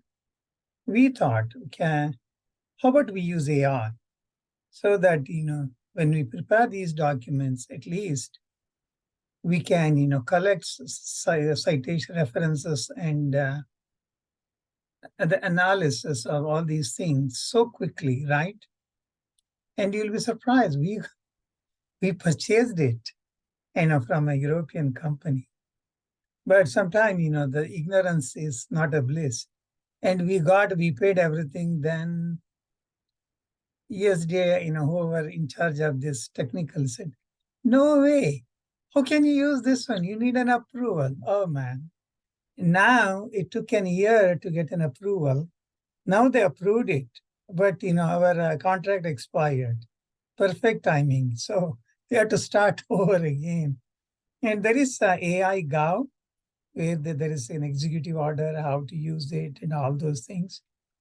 Yeah, but we are always slow, We are Darwinian in evolution, So it takes its own time. But I hired so many new people with advanced knowledge. They would jump on anything new available, So then they say, we should be buying this one, but they do not know sometimes. They have to go through all these hoops. Yes, yeah, we do, but we are always catching up. Yeah.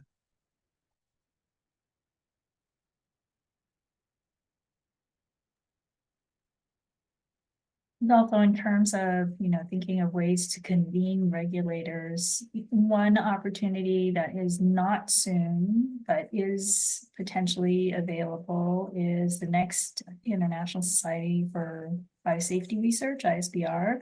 Many regulators go there.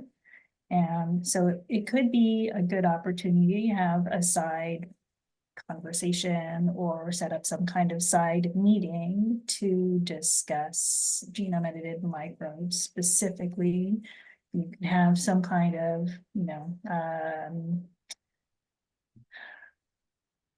Chatham House rules type of meeting where you just discuss policy ideas and exchange ideas, really. So that's one possibility that came to mind. A lot of the other ones are, slow or require funding or whatever. So, but we'll keep our eyes open for that. I think that could be very interesting.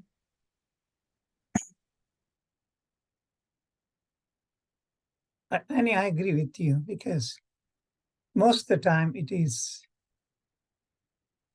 learning from each other. How do they do it? And recently, some of the Asian countries were so reluctant earlier to any kind of exemption or any kind of, loosening their regulation. They're realizing that, they don't need to spend so much time on things which we already know. Yeah, learning from each other really helps. And only thing which I really do not do right now is harmonization, which I know it is so difficult. And even the countries, some of the very friendly countries, our trading partners, when we wanted to harmonization, review the same material and come out with a decision so that it helps the developer, because our statutes are so different. It is so difficult to harmonize. And sometimes, we made a decision, we are waiting for others to make a decision. And it delays, our determination. So that even with OECD, after 10 years of involvement, it is so difficult to bring all the people together and for harmonization. But we learn from each other. That is more important. We do things similar, a risk assessment. That is, I think, important for developers.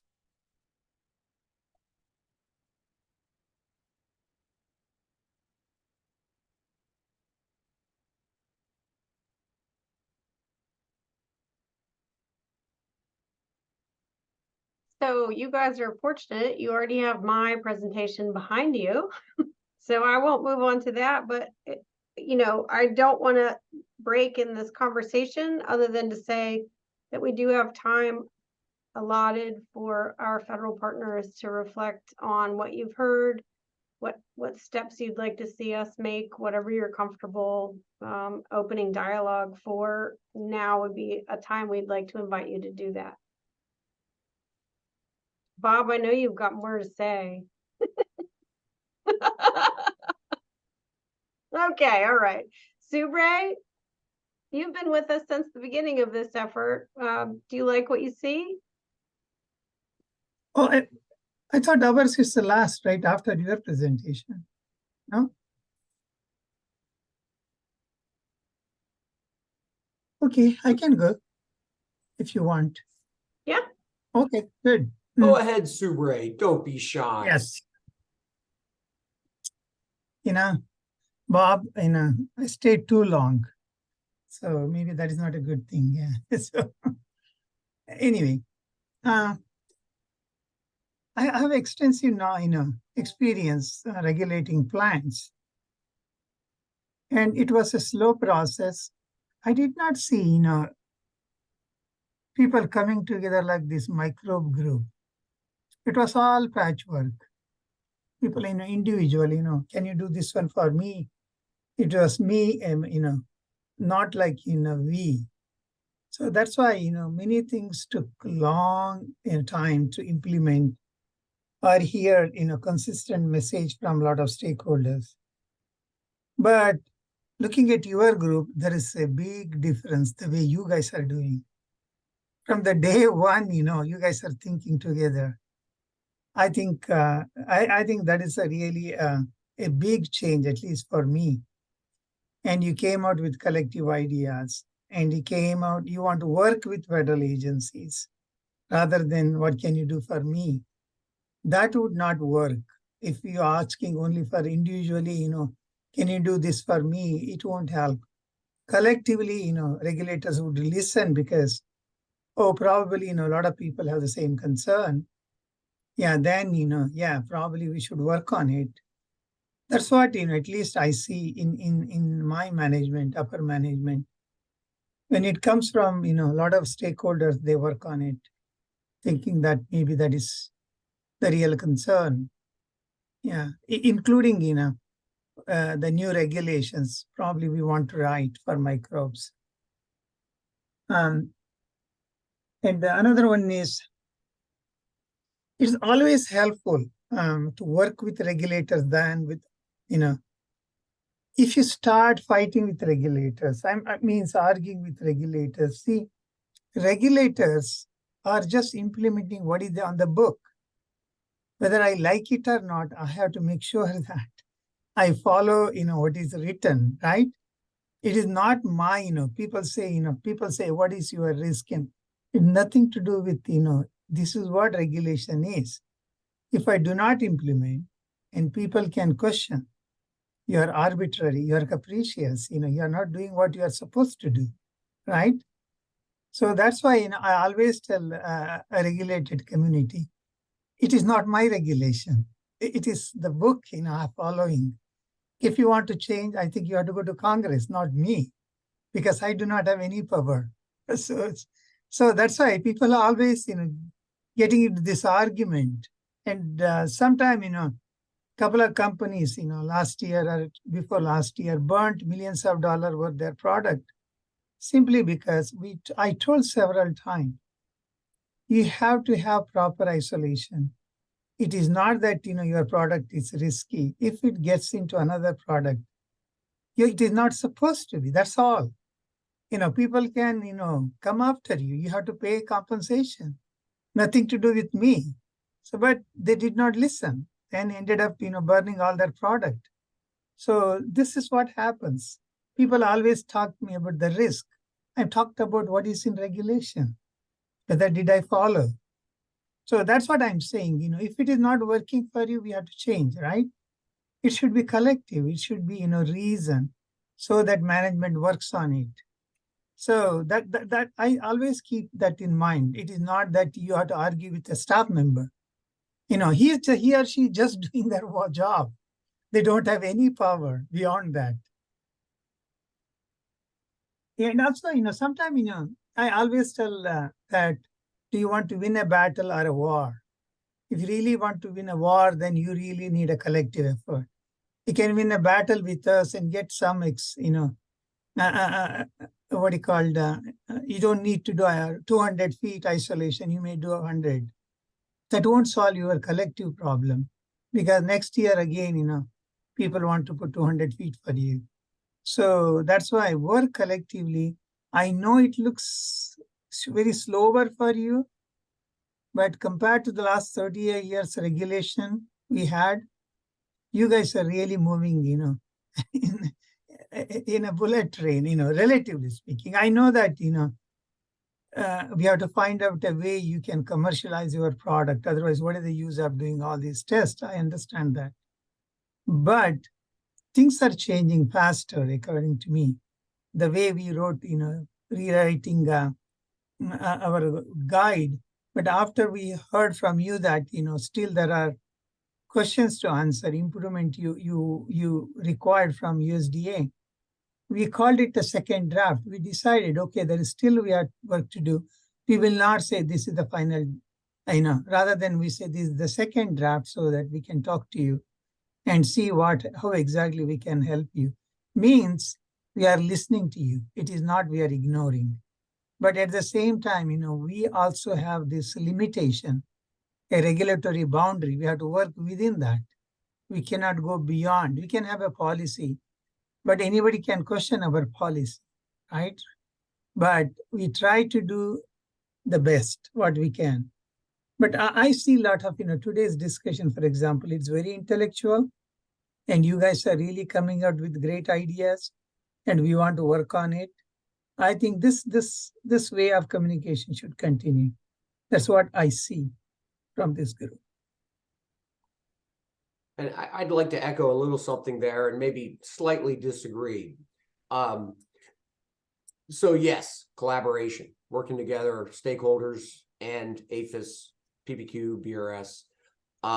But we do, there is a fair amount of flexibility for us to make policy within the language of the regs.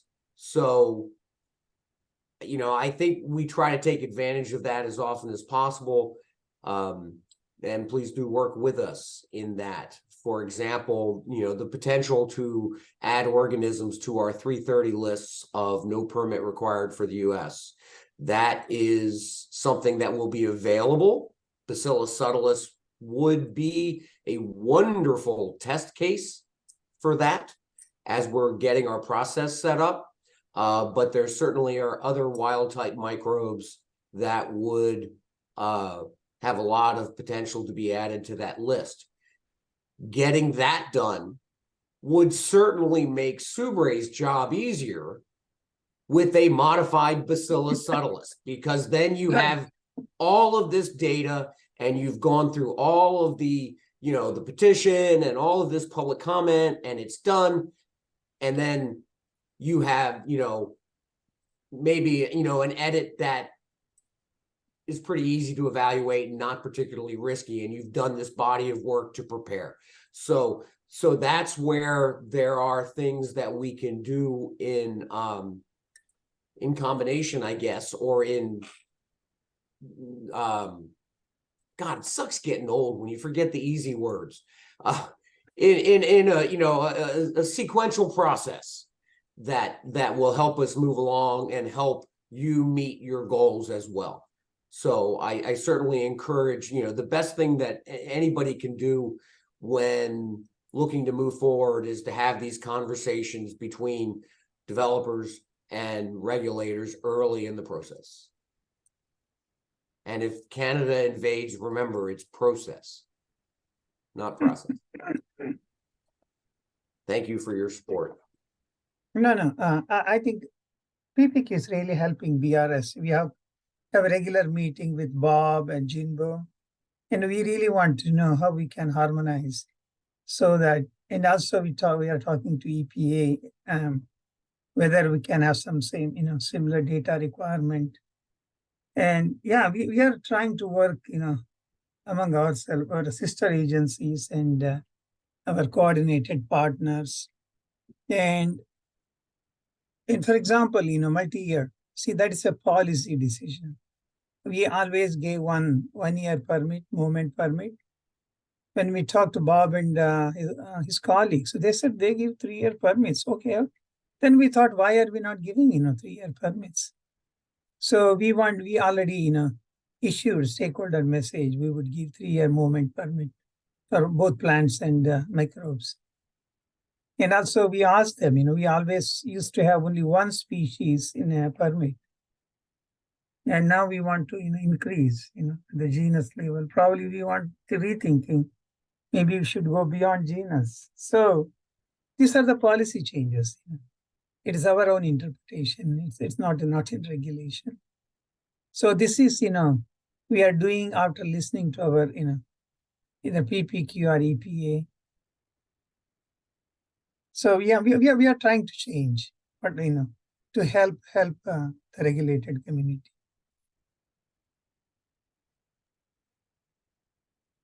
So Subray, let me ask a question here, because it's great to hear about all the things that we're doing right, so to speak. So it's very encouraging, and again, a stepping stone to build off of for sure for 2024 and beyond.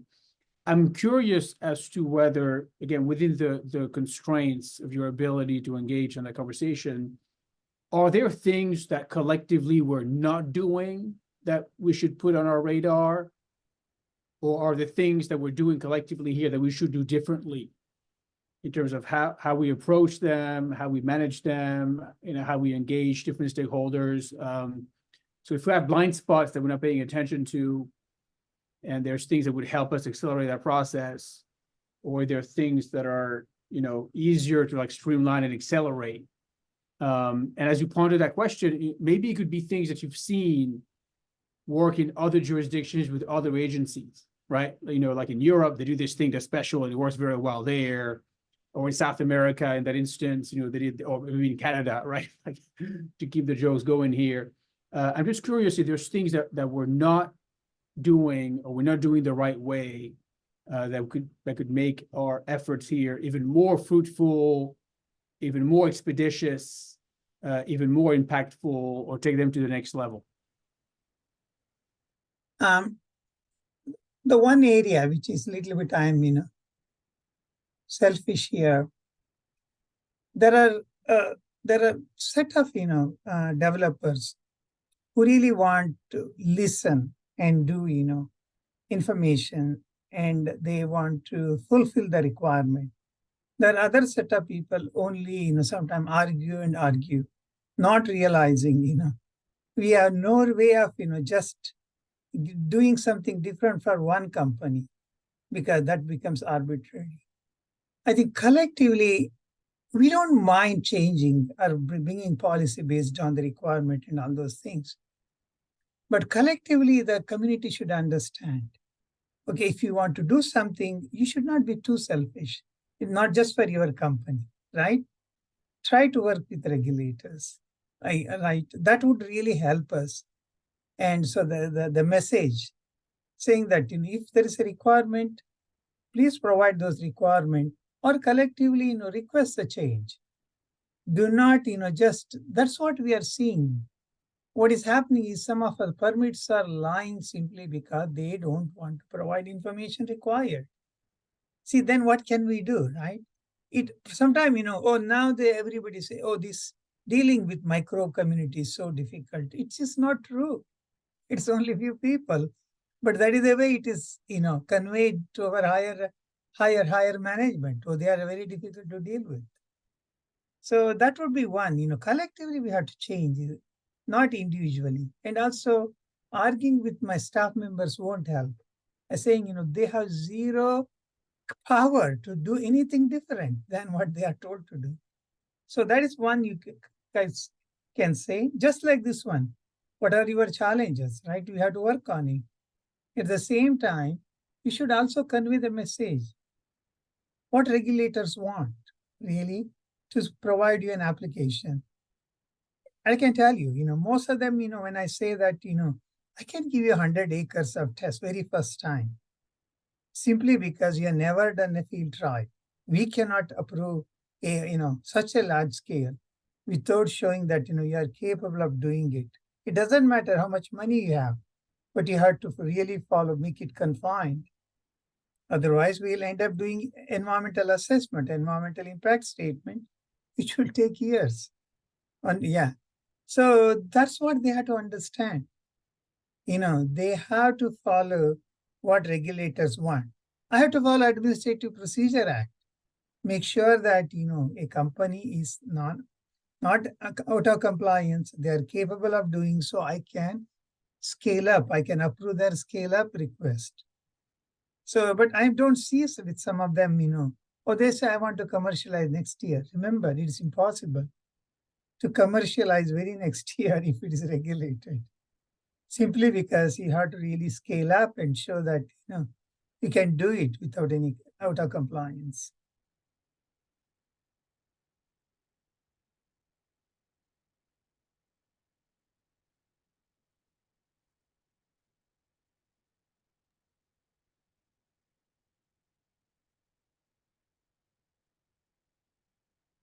Anything, Jinbo, bomb from your side? Yeah, well, thank you. So maybe provide some additional comment.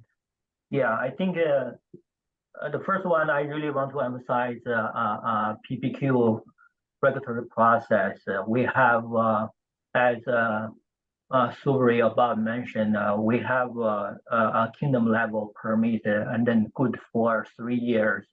Really pro research, facilitate your research development to transfer regulatory material from one contained facility to another facility is on the kingdom level. If you list the various species of bacteria, fungi, virus, and then go through the process, you might get the permit. So that's a very pro research. And also, as Bob mentioned, we have a petitioning process, and then we are trying to navigate the pathway to give more opportunity, reduce regulatory burden when it's possible. And beyond the petition, I really want to emphasize, we also have a letter no permit required based on your intended use, the context.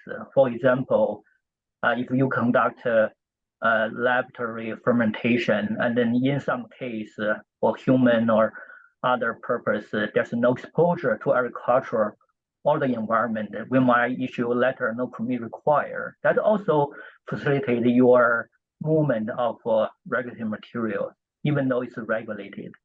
Yeah, and then try to recap a couple major points from Bob and then PPQ. We are seeing that from our experience, we learned so much from last couple years, see the new development, the new startup company, very exciting research. We are scientists, we are regulators, we are scientists as well. We are very excited for everything. But we are also learning the process, all the new data information. For example, those microorganisms are selected from the soil, and then very limited study, very limited research. It's hard to search literature, and then in many cases, we try to figure out what's the regulatory trigger for this specific species. We are looking into plant path trigger. We're looking for biocontrol property as a regulatory trigger, and it's very challenging. And then we learned so much from today. And as Bob mentioned, this is really context-based, ecology-based. We need more data to really give us a basis. We can make a good decision. And also we know we are very pro researcher, because we are using geographic distribution data for macro, and then to help to work around. For example, if some macro present in certain states, we encourage you go over there to do your research, to do your field trial, because it's already present in the natural environment, and then you can get all your data and then eventually submit to EPA for commercial registration. So we are supporting your research development, and this is very, very valuable. And then for the novel species in the US, that will be a more data, more risk assessment, need another process, petition process, or other more extensive review process.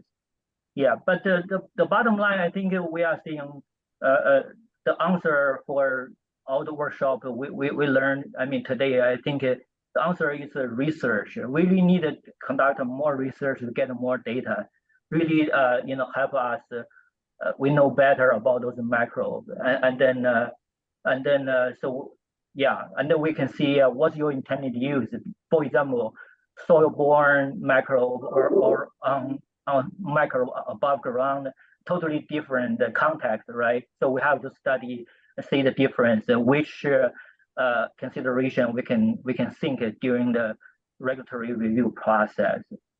Yeah. A second point I really want to say for EPA, PPQ, and BRS, we have a memorandum understanding, and then we have coordination with PPQ has a great coordination with the EPA.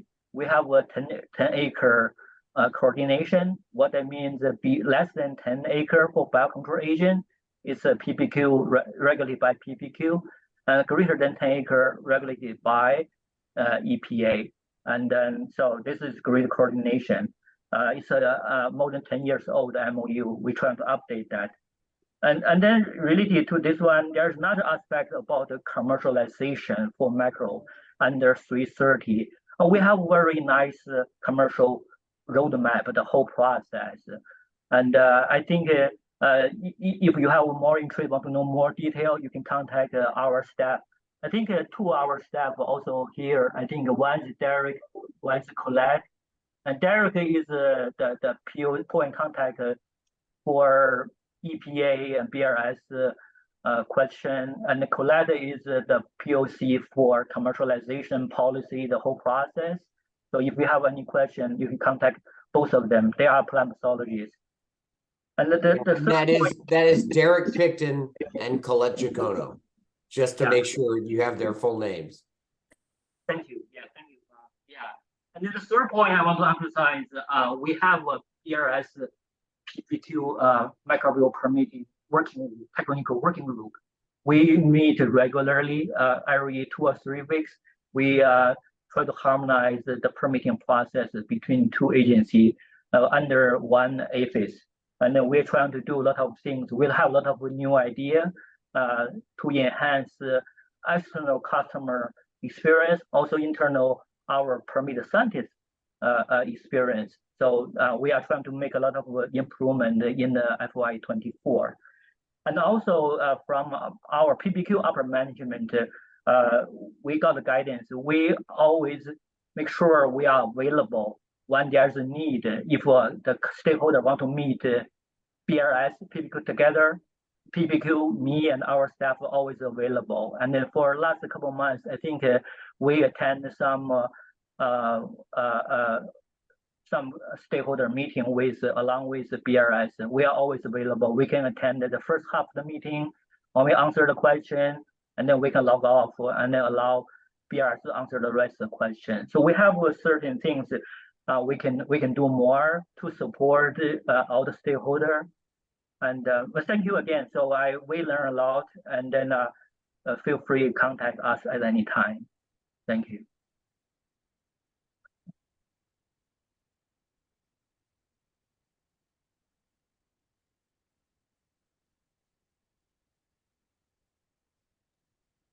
Thank you. You want to hear anything more? I think we did. So this is what I hope we answered what you are expecting. Yeah. Really, it's not what you're expecting. What do you need to know?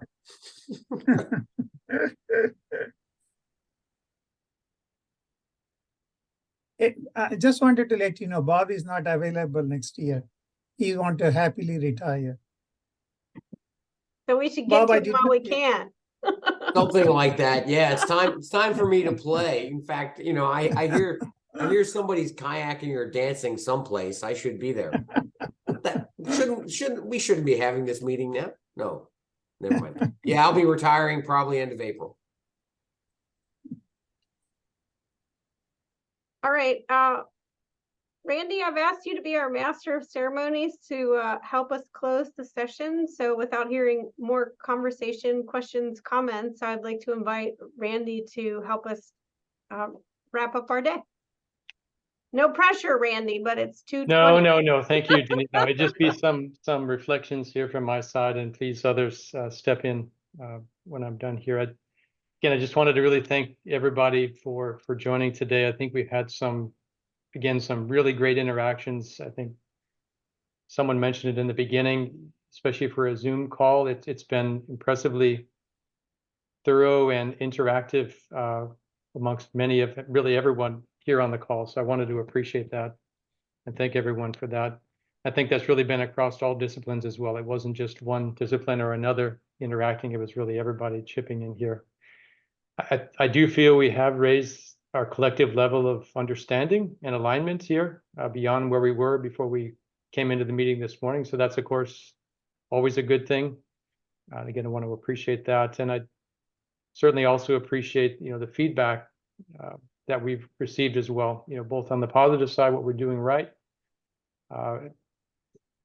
why we see this issue moving ahead maybe a bit faster than it did for the plant side in terms of partial deregulation, and then also what we could potentially do a bit better, trying to get even more alignment across all the developer companies, kind of all rowing in the same direction, taking the same approach via collaboration with the regulators. So that was definitely very much appreciated. Also wanted to thank each of the question groups. Again, as you heard, they've been meeting now since early June when we had our second workshop. So there's been a lot of meetings going on over the summer and into the fall. And so I've been part of several of those, and I know they've all been very good meetings. So I wanted to appreciate all the question groups as well for taking the time to meet several times before today, putting the slides together that were shown today, and doing really good presentations. I think in terms of next steps, it was mentioned by one of the groups here, having another workshop. We should definitely, I support we keep the momentum going here for sure. We need to have a fourth workshop. In my opinion, maybe a good time for that is actually sometime this coming spring. We have the RFI coming up. I think it was mentioned in the VRS stakeholder meeting sometime in March of next year. So having a workshop number 4 around that time actually might make a lot of sense. I would like to get some feedback on that, but that's what I'm thinking here. We need to get together at that point and really align even better around what we would like to see specifically in terms of a sort of a rewrite of at least an inclusion of microbes in the regulation in a more expansive way. So that's what I would say in closing. And again, just thanks so much to everybody for taking the time today. It's been a long virtual meeting, but I think we've got a lot out of it on all sides. So thanks so much for that. If anyone else has more to add, please go ahead. Thank you. It's been nice meeting everyone in whatever respect. And happy retirement, Bob. Yeah. Bob, you're I was supposed to retire a year ago. Some fool decided to stay to mentor my replacement, and I guess that fool is me. Anyway, take care. Thank you. You too. Thank you, guys. Thank you, everybody. Thank you so much. Bye. All right. Thanks a bunch. Appreciate your time. Thank you. Thank you. Bye-bye. Bye, everyone. So much.